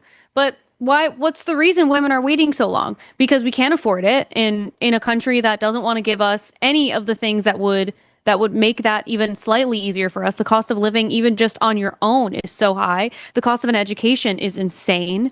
So, and the party that you support, that you actively support, does not want to help with any of those things. And then we get told that that we need to be having kids. I don't know if you heard this, and actually I should verify exactly who it was. There was someone recently, I believe it was on Fox News, who said that the reason why the birth rate has gone down as much as it has is because girls between the ages of 15 and 19 are not having children. I think whoever said that just told us who their next target is. Right, exactly. Yeah. Yeah, but I think it's interesting that you think that it's okay. If they're not going, if they're not, if women are not having families. Go ahead, Andrew. I'm sorry. So if women are not having families, like what are they doing? What are they doing? Careers, working. Whatever they want to do. Working because we have to, because you can't have a single payer household with kids as easily as you used to. They're working. I think we talked about that. They also have aspirations. Yeah. Women have things that they want for themselves, right? They have talents, goals in life. Not every woman wants to be a housewife or a trad wife. Y'all have got to get past this idea that women were created for the man or women were created to repopulate the earth. Some women do not want to have kids at all. Kids are a lot of work. What happens to the earth if women what happens to human beings if women decide to never have kids? We still have 3.6 million births a year in the US. That's not going to happen. That is a fake fear. That's not going to happen. I promise you. I promise you. And this like whole thing about being obsessed with women needing to give birth is also, it's also kind of interesting too, because this is the same school of thought who thinks that women are gold diggers and trying to take advantage of the men around them. And it's like, okay, well then if that's the case, great. I'm going to work and I'm going to work on my career and give myself the life that I want to. Oh, that's also a problem because now I'm not having kids. What do you want from us? What is it? I don't understand. Do you want us to put you in a position where you can show that you can provide for us? Because then we're being a gold digger. Or do you want us to figure out a way to provide for ourselves? Oh no, then we're not having kids early enough. You understand how this is like you're putting the weight of this entire thing on women, and it makes no sense. What is like the magic number where women are supposed to make this amount of money, and then by this age, that's when they should find, like, what are we talking about? What are we talking about? Well, let's see. Like, it seems like we're talking about two totally different groups of men. You have the more Christian conservative men. These are the guys who want to they want to take care of the women. They don't have to work. They don't call women gold diggers. Like Christian men, they don't call women gold diggers. What you're talking about are more liberal, progressive dudes. These are the dudes like, oh man, she gotta be strong, independent. I don't want no woman living off me. Oh, she better have a job. But I want an independent woman like that. But if they want an independent woman, then that means they're probably more likely to respect her choice if she wants to have a kid or not have a kid or wait to have a kid or whatever. So you can try and put this like little affect voice on to make it seem like they're being silly, but if the compromise is, I would love for my partner to also be independent and have a career that she loves, and the compromise is then she gets to be independent and have the career that she loves, which means she gets to choose. We get to decide together when we want to have kids, if we want to have kids. I don't understand why that's something that you have to like put on this weird voice and make fun of people who do that. I don't get that. And I feel like it has a lot to do with a lot of insecurities. And I don't understand when men say, what's going to happen to the earth if women stop having kids? Like, I mean, you'll be dead. Like, it's almost like you think that you're going to like reincarnate and you want to make sure that earth is here when you get back. Like, as Alyssa said, the earth is not going anywhere. Like, it's not expected to like hit Andromeda for what, 4 million more years? 4 billion more years? I don't know. It's gonna be it's gonna be here. Like, y'all aren't worried about y'all are not worried about the human population dying out, because if you were, you would be stopping all of these fucking wars, right? Worried about the environment. How about that?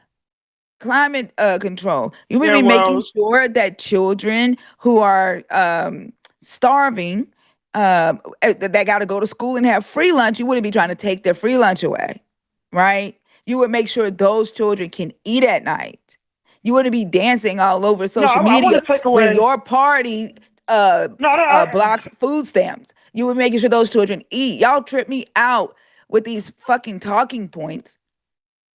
Like, all you're doing is regurgitating them like a bot, and they have no thought behind them. If you want more children, take care of the children that are here first, before you start asking women to have more children that you are not feeding, that you are not protecting. Take care of them first. Well, I think we all feed. Don't RFK. He wants to. We all feed in the kids. We just don't want to feed them junk food like pop soda and freaking sugar. Who is we, Andrew? Like RFK, wasn't he talking about like the conservatives? So the whole thing was they wanted to cut like kids eating junk like sodas, cakes, cookies, ice cream. And they wanted to cut that out of. And do you want to know program that stuff is just. No, that's not how that works. That's not how that works. You can't remove specific foods like that out of the SNAP program, and that's not what they did. They took away SNAP from everyone, which means the healthy choices are also off the table. RFK, by the way, who has no formal education, no formal education around nutrition. He has no idea what the fuck he's talking about. He talked about going to eat fries, French fries, and a burger from a place because they fry their fries in beef tallow, which is junk science. We know that's junk science. He went on this whole thing about how he wanted to remove red dyes from food. The only place that removed red dye was like Swedish Fish, which is still a candy. So who the fuck cares? He now is talking about peptides, that everyone needs to get on peptides, and we need to start injecting peptides, which are a supplement that people are injecting into their bodies, but it's a supplement, so it's not regulated by the FDA. And two of his very close friends are people who own companies that sell peptides. So I don't care about what RFK thinks, because he obviously does things with a vested interest of the people around him. He talks about how everyone should be eating so much meat, you're going to give them heart attacks and clog all their fucking arteries. It makes no sense. He is so ineffective, and the minute that he has these little talking points, and then all of a sudden it goes away because he realizes that he sounds like a fucking idiot. I don't know, Alyssa, man. RFK is kind of jacked. Like he's pretty jacked for his age, and who the guy looks better cares? than most 70-year-olds. Who cares? He's an old ass man. You think he cooks his own food? He absolutely does not cook his own food. He doesn't grocery shop for himself. He probably has a trainer. Those are not resources that the rest of the country are benefiting from. He benefits from it. He's been rich his whole fucking life. Of course he's jacked in his 70s. Of course he is. He's had every opportunity. Every opportunity to be as healthy as he wants to be. Of course. You also don't know if he's healthy. Yeah. And like, what is your definition of jacked? Like, you don't see him? He's like muscular. He got traps. I don't give a damn. He is not attractive. The dude looks nasty. He looks like he can punch a hole. He looks like he's Satan's little he looks like he's supposed to be the thing that's sitting on your fucking shoulder. Like he's red as fuck. Like he has like, hot dog skin. Yes, like no. Okay, look at my boy Pete Hegseth. He's freaking jacked. He's an alcoholic. He's a documented alcoholic. Your boy Pete Hegseth, who, by the way, quoted Pulp Fiction, thinking it was from the Bible. That shit was crazy. But the people who are in this community are literally stupid. They are stupid. And then they call their followers stupid to their faces. And then you all hear it and you go, but probably not me, though. They're talking about the other people. And then they continue to lie to you. Mm-hmm. And I don't understand why you buy it. Like, it just makes no fucking sense. You're a 20-year-old black man who lives in New Jersey who can't afford to move out of where you live. And for some reason, you think that this is a community of people who want to help you. I'm telling you, if they had a profile for a person exactly like Andrew, they don't care about you. They don't. And I think Andrew has taken a liking to them because, again, Andrew is dealing with some insecurities. And I think even with Christianity, with you subscribing to far-right political views, you think that achieving proximity to whiteness is where you're going to find your happiness. And you need the wife, the kids, the house, the picket fence, the Republican views, so that you can, I don't know, be happy with yourself. But you're dealing with some insecurities right now. No, I mean, when I was younger, I mean, most of the people that picked on me was, black women. I knew you were going to say that. Maybe I don't got friends on both sides, so. I knew you were going to say that. That is a typical response from black Republicans who think like you. From black Trump supporters. I knew you were going to say that. Red pillars. Y'all's issue is always that. You have some insecurities and you don't like women. You don't like women, period. And I think you don't like women because women, I don't think any woman has tried to date you. Not necessarily. I'm not saying that you are not attractive. I don't know what you look like, but I think the things that you say has made you have this fear of women, or you have like this very negative view of women where you want to subjugate them for some reason. But do you think that some of the criticisms that dudes have of women is legit? I mean, women are pretty mean people. Like they're not saints. Like they're pretty mean. Andrew, especially no offense, but black women are some of the meanest people on earth, to be honest. Black women are some of the realest motherfuckers on earth. That's the thing. We're gonna tell you what you need to hear. And 9 times out of 10, listen, 9 times out of 10, when we are telling you the things that hurt, is because we fucking care and you want to whine about it. You want to whine. We're not being mean. We're telling you the truth. I don't know. All my aunts were mean. My aunts are mean. My sisters are mean. I'm pretty sure your aunts loved you. Around me. They're all. Huh? I'm pretty sure your aunts loved you. Like y'all have got to stop. What the stuff you're saying is harmful, Andrew. The stuff that you are saying is harmful. It doesn't make any sense. You are regurgitating nitwits. You are regurgitating the the man who couldn't even say his own fucking name, and he's the fucking president. This man read the fucking side note during a press conference. He didn't even have the fucking wherewithal to keep that a secret. You are regurgitating people like that. And then he literally said that only stupid people like him. And you said, you go, oh, I'll be a follower. Oh, I listen, I learn from him. I'll get wisdom from him. Like, that's what you're doing. And I'm not saying the stuff that I'm saying. I disagree with Trump on a lot of stuff. That whole thing that he did with the Jesus thing, and he said he was a doctor, that was retarded. Like, I don't use that word. Don't use that word. That is a slur. I mean, I'm sorry. I don't know why all of you Jesus smart followers and MAGAs use that word. Like, y'all still have yet to learn that using that word is offensive to people with disabilities. Like, I don't know, pivot, learn, grow, change your language. Also, Andrew, I want to just make a note about how you talked about how women are so mean. Every single day that I get a comment on any of my content and it's mean, it is always from a man. Always. And again, we were just talking about how there are websites teaching other men how to drug and rape their wives that live in the same house as them. Do you know what doesn't exist? The same thing, women doing that to men. That doesn't exist the other way around. So it's shocking to me that you have the opinion that women are mean, because really what it is like, when women are scared of men, they are scared that they're going to get killed or raped. And when men are scared of women, they are scared that they're going to get rejected, or they are not going to get the sex that they think they are entitled to.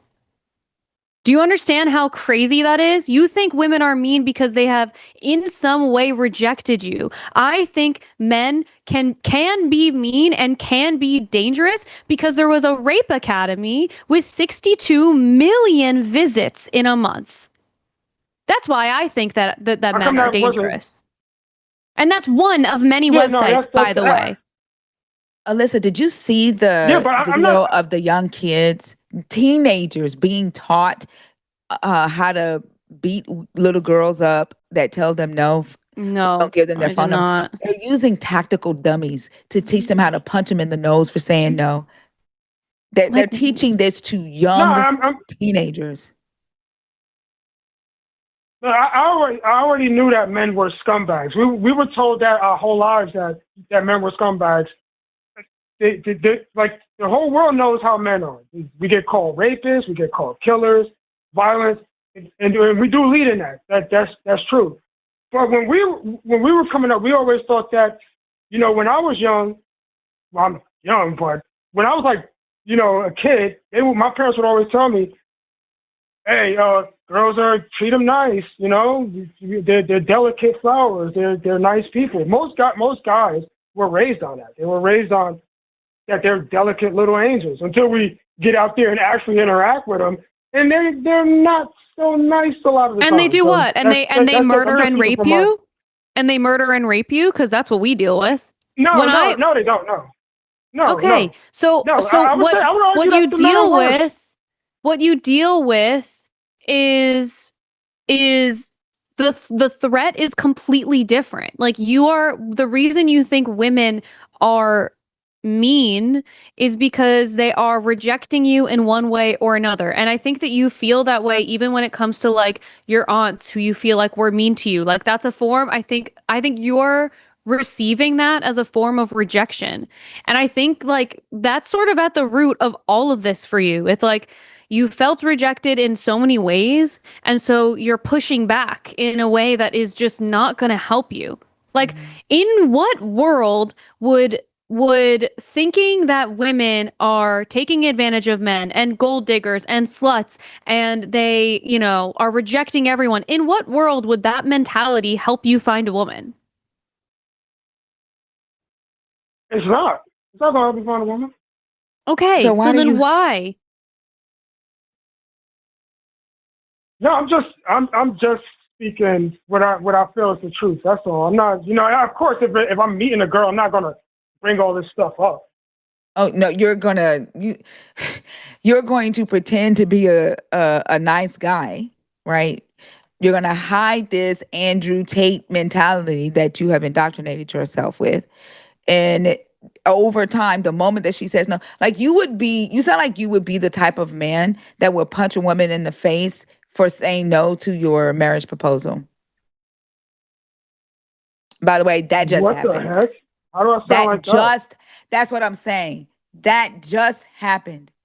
A man punched his girlfriend in the face because she said no to his marriage proposal. No, that's wrong. That's wrong. But He should be listen to locked the up. stuff that you're saying. that's- Think about the stuff that you're calling into these shows saying. Think about the ears that are listening. And then you have to think about that you are 20. There are other 20-year-olds listening to you. There are younger ones listening to you who, if you're just bullshitting or you're saying this out of anger, you have put into the world, right, on YouTube, ideas into the minds of other men who are dealing with insecurities, who don't know how to talk to women yet, right? And being shy, being a late bloomer, that's okay. There's nothing wrong with that, right? But the way you deal with that, the lack of emotional intelligence, right, and just saying things that can potentially get women harmed, you would be responsible for that. You're responsible for that because you're putting that out into the world. Yeah, no, you're right about that. Okay, all right. Yeah, I do. I know you want to get to some other callers, but you ever heard of this streamer called Clavicular? Yes. Oh my God. Oh my God. Yes, I have. He frightens the shit out of me. He makes me really scared. What's his name? Clavicular. Yeah, but Clavicular. Huh? No, I'm saying, Clavicular. That dude. Everybody knows he's a douchebag. He's very mean and hostile, but he gets a lot of women. He's women on meth. Who have boyfriends. They be cheating on their boyfriends. Andrew, he's on meth. He's on meth, and he's injected the women around him with meth as well. And why are you taking this one example of a person who is telling you that he's having sex with other people, but like we can't confirm that to be true? Who the hell knows? And he's a person who has a big following, so people will chase clout and whatever, but I promise you none of those people are sticking around. Like, it's just, who cares? Who cares that he's getting laid? He's like the worst. And everyone knows that he sucks. Everyone. So why would that be like a good example? Wouldn't you rather just be like a normal, well-adjusted person? Like who? What's a male example of? An example that's a good man. You know what's so random? I was thinking about John Krasinski because his wife is Emily Blunt and she's in the new Devil Wears Prada movie. And when he talks about her like she hung the fucking moon, it's beautiful. Matthew McConaughey, same thing. His wife is beautiful. They've been together for like 20 years or something. And he says he refuses to get a king size bed because he likes the queen size because it keeps them very close. Very sweet. There are people who have partners that they love and they care about. I promise you, it is not clavicular. I'm gonna tell you, there is a singer-songwriter, country music singer named his songwriting name is Sebastian Cole. And his country music is artist name is Pink Beard, and he's a great friend of mine. But Pink Beard respects the fuck out of women. He's in a relationship, and he treats his girlfriend with the utmost respect. He treats his mother with the utmost respect. But Pink Beard, anytime people come on any of my shows, I will partner him with young men around your age that I think need to talk to him. You need to talk. You need to go listen to Pink Beard's music. Sebastian Cole, like he wrote Black Girl for Holly Bailey. He wrote Here by Alyssa Cara. Wow. Yeah, like go listen to his music. But come and like you need to talk to Pink Beard. If you're looking for somebody who can be a good role model for you as a young Black man, Andrew, you need to talk to Pink Beard. Wait, okay. When I end this call, I'll check out this. He don't got a pink beard, right? Yeah, he does. He does. That's why he's called Pink Beard, and he did that on purpose because he's fighting misogyny. He's deconstructing misogyny. Is he a gay guy? No. What would that matter? Why does that matter? Yeah. Like, goodness gracious. I just said All right, Andrew, we're gonna move on and get to one more call before the end of our show. Yeah. Thanks for calling. Thank you for taking my call. I'm gonna check them out. All right. Bye, Andrew. Bye.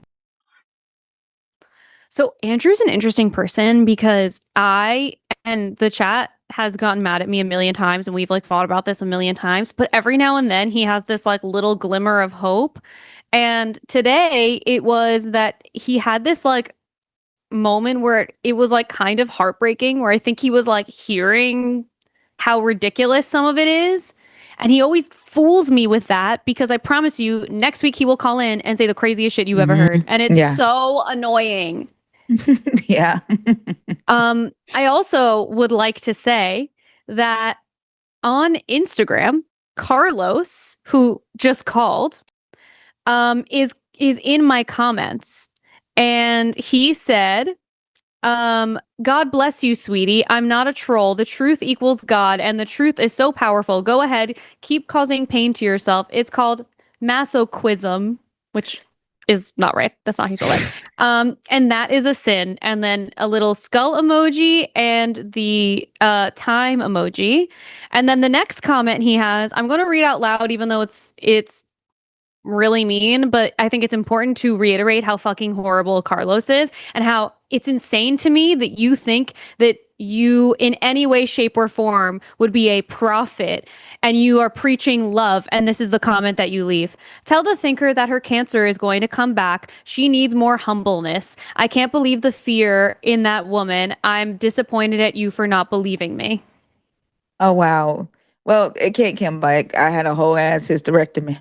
So there you go. Yeah, you're a liar. You're a liar. Unbelievable. Could you imagine thinking that you're a prophet and then saying the worst thing you've ever heard? Oh, did I close out of call? I swear. Believers be saying the most evil shit, though. Oh, like my God. Goodness, they sound like evil bots. Truly. And then for him to be like, God is love. I'm preaching love. Are you? Are you? Bitch, where? That's what I was telling the last guy. I can't remember his name. That you're not learning how to love from that book. You're learning how to hate. Yeah. Yeah. I know. It's crazy. There's so much more about how to hate and how to condemn and how to punish than there is about how to love. It's so nuts. Yeah. Wow. Well, we have another theist call, who will probably be our last. Maybe we can slip in one more, who is calling about the Bible. So this is a good tie-in. And he's been waiting for a while, so thank you so much for waiting. This is Max, who is calling in from Canada, and he is a theist. Hi, Max. Hello. How's it going? Pretty well, and you? We're doing all right. What did you want to talk about today? Well, I just put in the junkness of the Bible because that was the Yeah. kind of the topic that was on the YouTube. So, but I'm just interested in having discussions because I like being challenged, and I'm interested in learning more about my faith and about the Bible. But of course, I want to say I'm not an expert, so I don't want to say that I can debate anything really. But I'm interested in having discussions. Okay. Sure. I'd say I don't believe that the Bible is junk. I think there is very good teachings in there. And also, I believe that it's the Word of God, personally. That's the belief that I have. And I don't think the Bible is junk, but I'm open to hearing how it's junk. I will say, if you're saying that it's not junk because it's a historical artifact, right, and there are things that you can learn from it, by researching the claims, taking, a ride through history, through ancient Assyria, Babylon, Egypt, Canaan, and learning about antiquity all the way to first century Rome. It is good for that. There are some things that you can learn from the stories when you're wrestling with morality or ethics, right? Or even the belief in a God. But I think the doctrine, first off, the stories are very violent in there. And it really depends on um, who reads it, right? And who's teaching it. The doctrines centered around the stories in the Bible have produced a lot of violent junk in our society. And so while it is a historical artifact that can be very interesting to study, it has done a lot of harm, or caused a lot of harm, should I say. Okay. Okay. Interesting. I Do also you think think it's that worth. it caused I a think lot it's. of harm? Yeah. Sorry. Sorry, Go Max. for There's it. a little bit of a delay. You go ahead. You go ahead first. Yeah, sure. Well, I think it's interesting. My question would be: do you think that it caused harm because of what it teaches, or did it cause harm because any ideology can cause harm in the hands or in the will of bad persons, maybe? Both? I think Okay. if the problem with that line of thinking is, from my point of view, the ideologies that come from the Bible cause harm in a really, really large scale. So it's one thing, if you have someone who is like a fundamentalist or like an extremist, sorry, on their own, and they misinterpret the whole thing and they come out with some crazy, honestly, like Carlos, the caller we had earlier today, saying the craziest stuff, Yeah. like that's one thing. But the problem is we have groups of believers who are mobilizing and taking away people's rights and, using the Bible and weaponizing it. And so then you have to start to think, well, what is in the source? What is in the source material that is making people believe that they are entitled to these things? And like we know in the Bible, in 1 Samuel 15:3, God endorses genocide. In Timothy 2:11, he talks about how women should not be permitted to lead. Um, like there's such uh violent ideologies that are woven into the text. And then you get into that same place where we were talking to earlier today, where you're relying on people to cherry pick the things that are ethical and the things that we keep and the things that we get rid of. But if it's God's word, it should be perfect and we shouldn't have to do that. Okay, that's interesting. Do you think that because there is bad, like you said, there is bad ideologies in the Bible, that means that it's junk?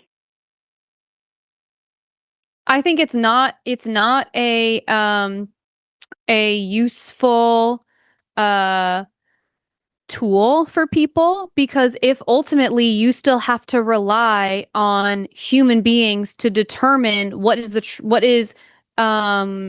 are rules that we keep and what are rules that we release, then it has nothing to do with God making choices. We still have to go through and discern which pieces of it are good.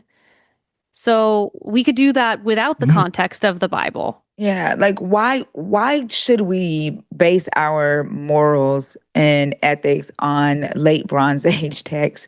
That it's a different culture, a different time, or even first century Rome. Like Jesus says in Matthew 15 that you should stone children who disobey your parents. At that point in time, in that story, the Pharisees had changed the law, right? Changed the punishment for that law.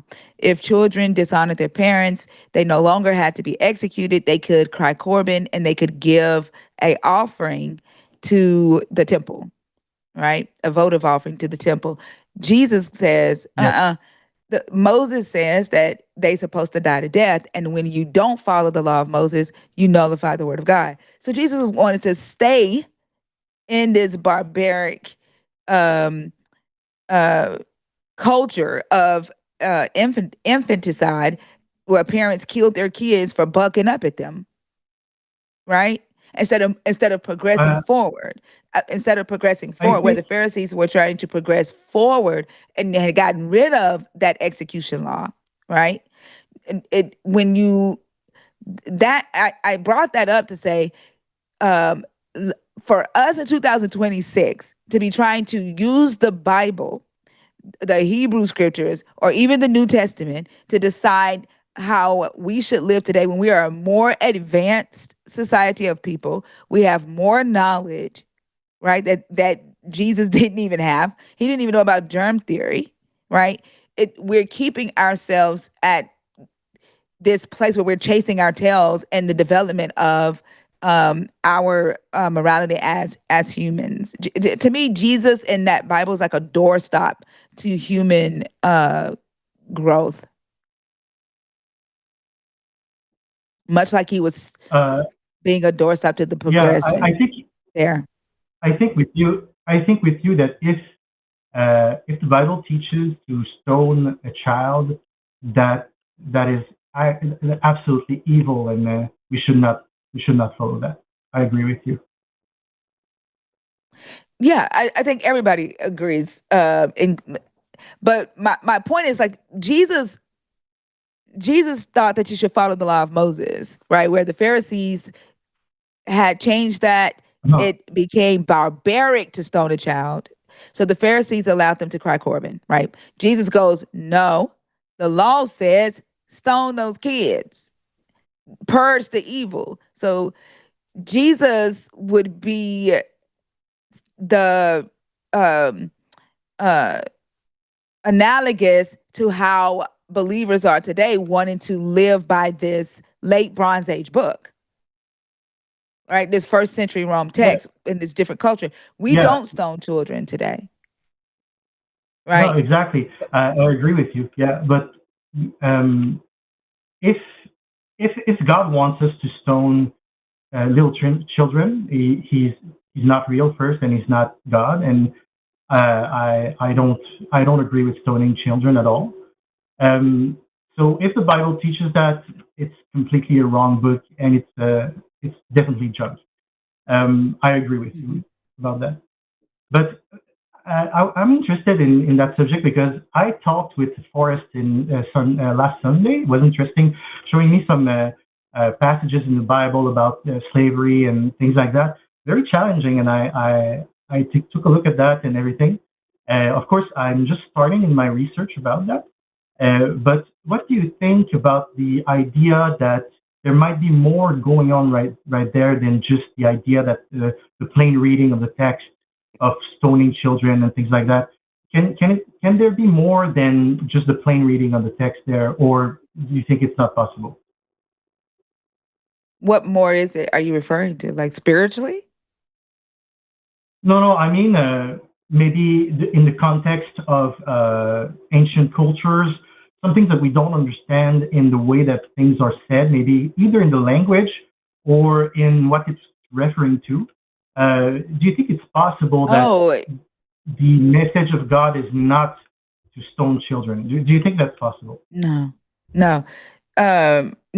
That's what I'm saying. Like, you're talking about like a spiritual interpretation. Like, it's saying stone children, but he doesn't really mean to stone the children. No. Let's say an idea like that would be the language that we use today for some things might be misinterpreted in hundreds of years because it's referring to something that we all know about, but that they would not know about it. Yeah, maybe. But I think that it happened too many times in the text. Like, it happens way too often that there are incredibly violent things that happen, that for every time that we hear a, stone the children, and we have to be like, well, wait, hold on, maybe that's not what they meant. We would be doing that over and over and over again. And it's just like, we're making all of these concessions and this like weird apologetics for this text that is allegedly the word of God, which means we shouldn't have to pick it apart like this and determine what's real and what's not. It should be something that everyone can understand. Like, Apple has updates. Apple updates their iPhone. God hasn't updated his book yet, right? Like, we've had multiple generations. Surely the God of the universe can update his word if Apple does, or Microsoft. And that doesn't make any sense. The Bible, if the Bible was the word of God, it should have the same meaning for anyone in any time that we read it, right? No, the cultures change, right? But times have changed, right? If you look at humanity as a child, right? Humanity has grown. We're more. Yeah. We should be more mature, but I think Jesus is stopping it. Like, we're like a incel stuck in the basement saying dumb shit. But we're in our young, I would say, young adult ages stage. Okay. Like, we should have different information right now, but we don't. Do you mean always that talking God about would their have God revealed more? It's the same shit. Like, why in the hell are we talking about God said from like BC time? It's 2026. He hasn't said anything new. So I understand that what you're saying is that he should have said more things since Jesus, right?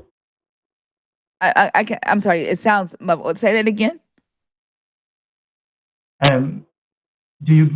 Are you saying that God has to reveal more things since Jesus? That's it? No, like, we are a different culture of people. Like, we deal with privacy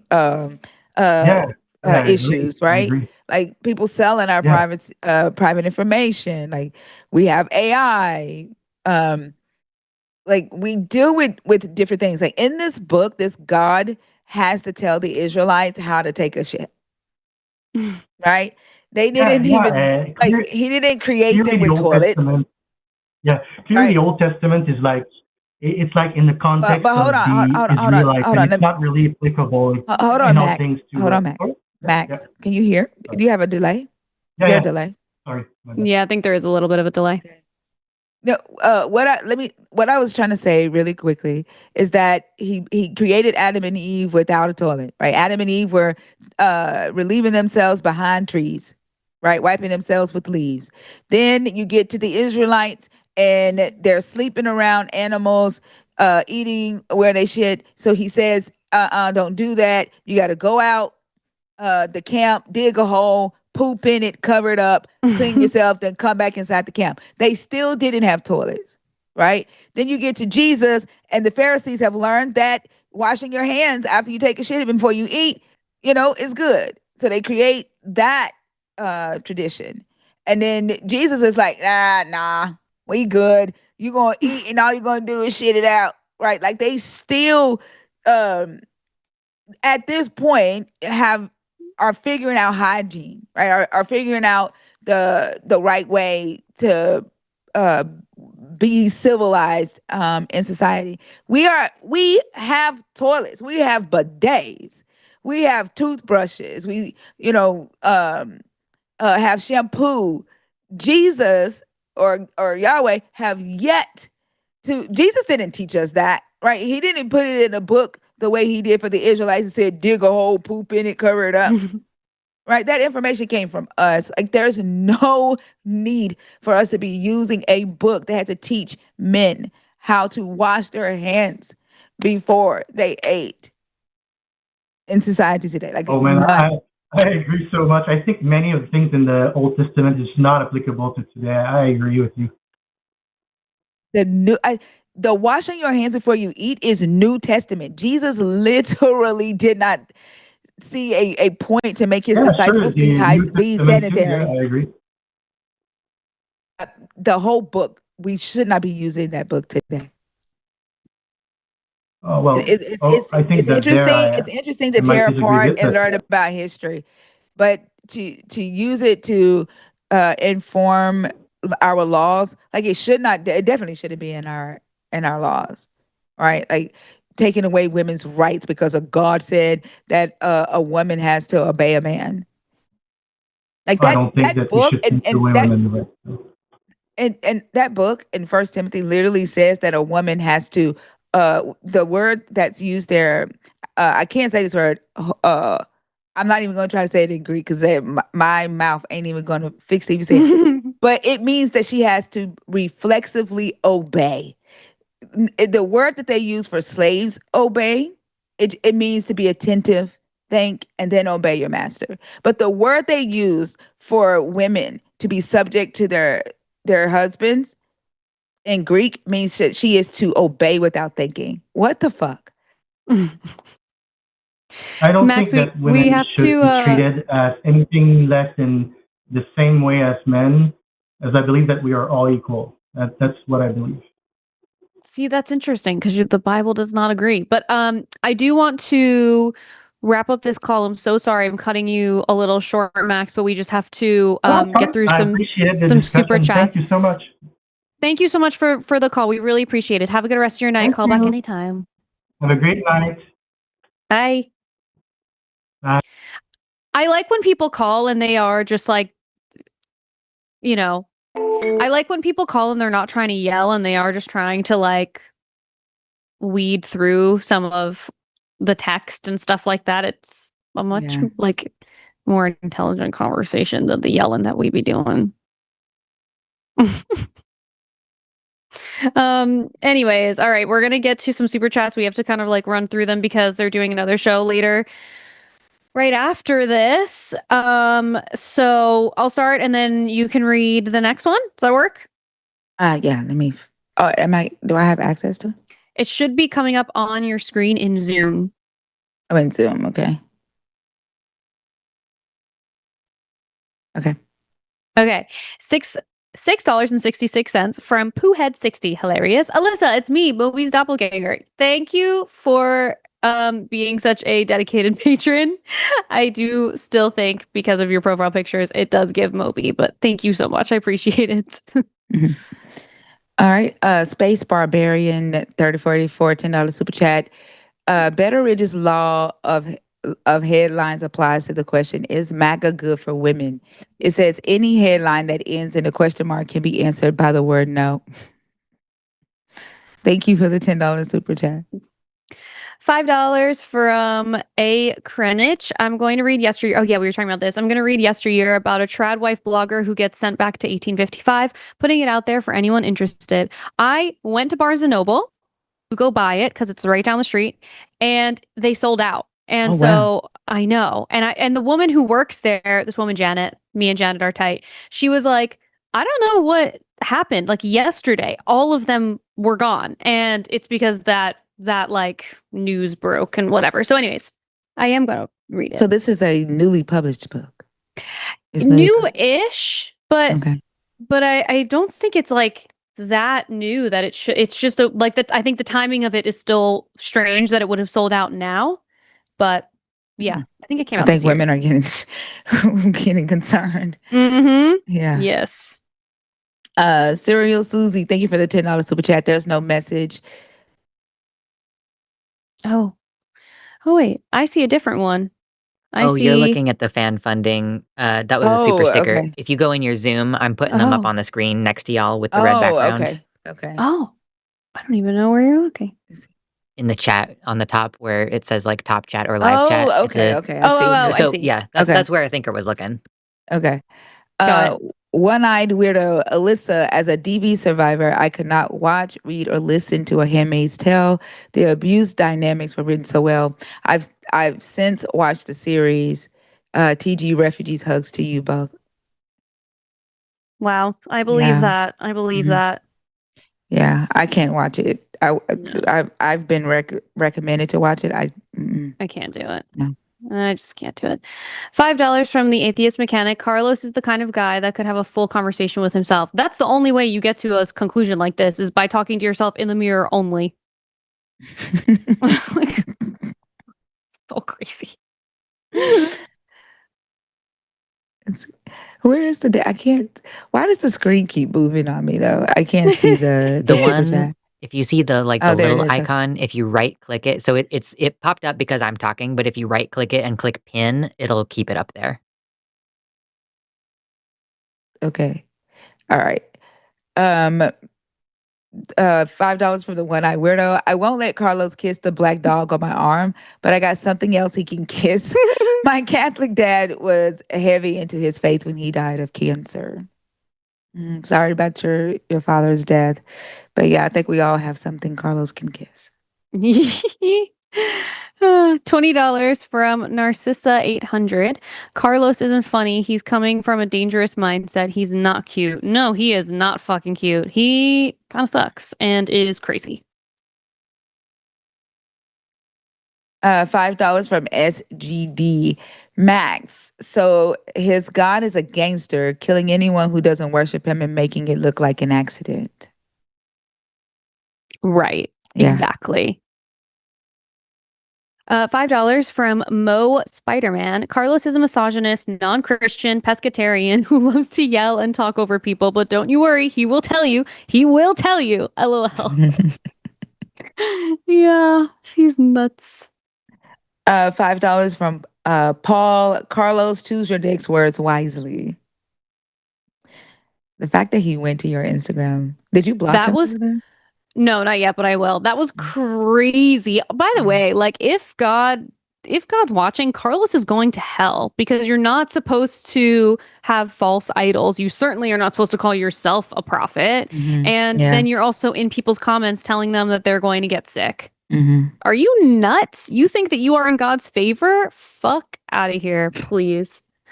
$5 from Space Barbarian 3484. Hey Carlos, I ate a charcuterie tray and most of a cheesecake for my birthday. Ooh, you're in trouble.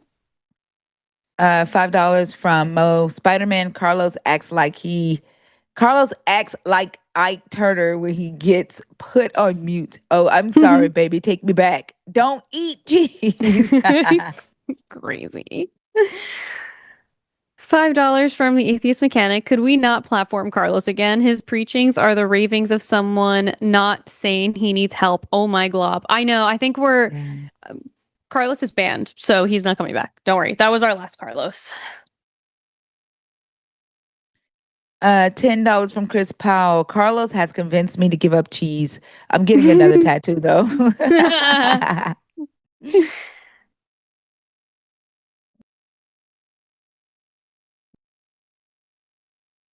$5 from Aaliyah Shauna Silverbow. I'm eating cheese and crackers. I'm eating the cheese just for Carlos. Good. Good. That's the way to send Carlos to hell. Just sit there and go, cheese. Cheese. $5 from Lil Epi Girl. These people are those who TERFs compared to trans people. Carlos, you're crazy. Yes. Crazy. $50 from Carve Rest. Good call, Lux. Thank you so much for that's a very generous super chat. And thank you, Lux, for ending that nonsense because that was nuts. $5 from Mystic Mind Analysis. Important to note, Kobe Bryant's helicopter crash was because the pilot wasn't qualified for instrument-only flight rules and he got lost in clouds. Oh, that's sad. Wow. That was horrible. $5 from Bobby Kenniston. Funny how Alyssa said, holy cow, after Carlos's call, since holy cows were exactly his point. I think first time seeing Thinker and you're awesome. Thank you, Carlos. I mean, damn. How dare you? I don't know. We've said his name. I don't know how many times. Oh my God, so many times. Thank you, Bobby. Thank you, Bobby. Goodness. Oh my God. $5 from Dust Frame. I have tattoos and eat cheese, but I've never had cancer. Checkmate, Carlos. Hashtag Lux Maxon. Lux Maxing. Oh, so clavicular talks about everything as like something. His whole thing is looks maxing, which is when you like basically like do things to make yourself look better, like to the best of your ability, I guess. But also for him, that includes microdosing meth, literally. But then he did an interview once where someone was like, if you're wearing lifts in your shoes, which he does, if you're wearing lifts in your shoes and then you go someplace where you have to take off your shoes, what do you do? And he said, well, that's why you wear pants that are a little long, so then you can tiptoe max. And he was serious. It's mortifying. It's mortifying. It's like kind of crazy and like entertaining, but it's terrible. $5. So everything is something maxing, and it just is hilarious. $5 from Mira Featherbender. I have a tumor and eat cheese. I'm pretty sure that means the tumor causes me to eat cheese. And I've always said that. Yeah. $5 from Unrefined Poison. Hey, Thinker, Hex here. I've been suggesting you. Hey, Hex. I've been suggesting you to the line since last fall. So happy it's been happening. Alyssa, GTS, good to see you. Grateful for and love you both. Love you back, Hex. Thank you so much. Thanks. Awesome to have amazing supporters. Yeah, thank you so much. It's really nice. $5 from Melatonin LA. So happy to see Thinker here. I've been a silent, sleepy listener in her streams for a few weeks now. I appreciate the late streams. Oh, thank you, Melatonin. So nice. $4. Satan was framed. That's my favorite motherfucking name. Thinker taking over all the call shows we here for. Thank you. Love it. $4.99 from fucking Steph. That's a great name. Great show, ladies. Ordering a beefy 5-layer burrito in the name of Carlos.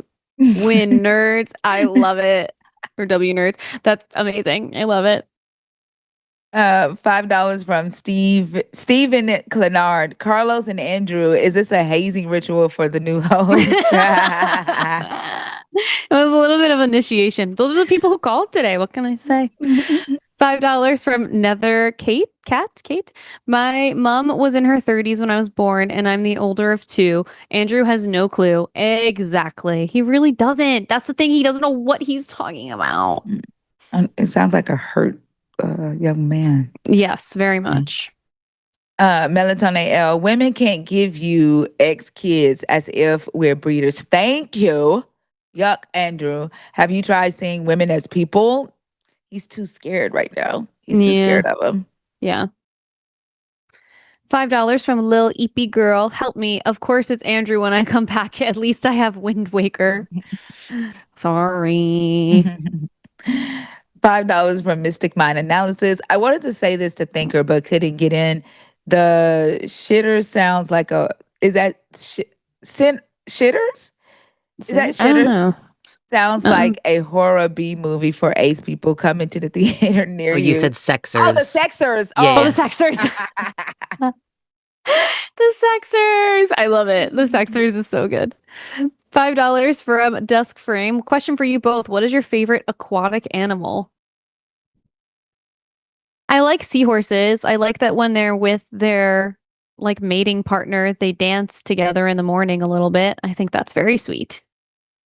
My favorite aquatic animal. I like to watch stingrays swim. Mm-hmm. Yeah. That's a good one. $5 from Lena Langton. Carlos is a lost cause and should not be allowed any grace or empathy. He's so disgusting and tedious. I hope he gets everything he wishes on others. Agree. $5 from Mira Featherbender. Thinker, I don't know if this is your first time hosting on the line, but it's my first time seeing you. I want to wish you a warm welcome. Thank you. Thank you. Appreciate you. NZ $10 from Rory 7590. I've been reading about the history of the Cathars heresy and the Ajimbenshan crusade. Oh, I don't know. Recently, is it possible that everybody has been reading the Bible incorrectly for hundreds of years? yeah, it's possible because it's been translated a million times over. Yeah. And then whoever translates it uses whatever words fit best to them. But like, there's a whole thing about how people who are professional translators there is some level of it that's up to interpretation because words don't transfer that way. So and they have agendas. Yeah. Yes. Right.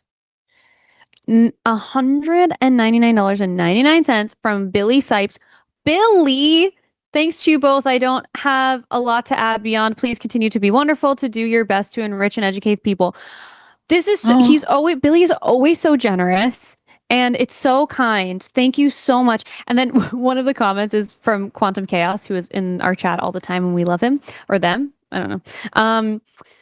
And they responded to Billy and said, "You hiring? I don't know what you do, but you hiring?" Thank you, Billy. It's really, really, really nice. All right. Well, thank you everyone for coming today. Thank you, Thinker. This was awesome. And I would love to have you back. I would love to come back. Thank you. I had a lot of fun. Yay, good. I'm so glad. Thank you to all of our mods, Lux for producing, Dragon for screening, and to all of our wonderful patron producers, or patrons rather. So go to patreon.com/calltheline and become a patron so you can join all of these wonderful people who help us support the show. And hang tight because we have Ari and Jovan who are going to be live shortly. And we'll see you next week. And watch tomorrow and Saturday for Thinker back again. Yeah. Bye.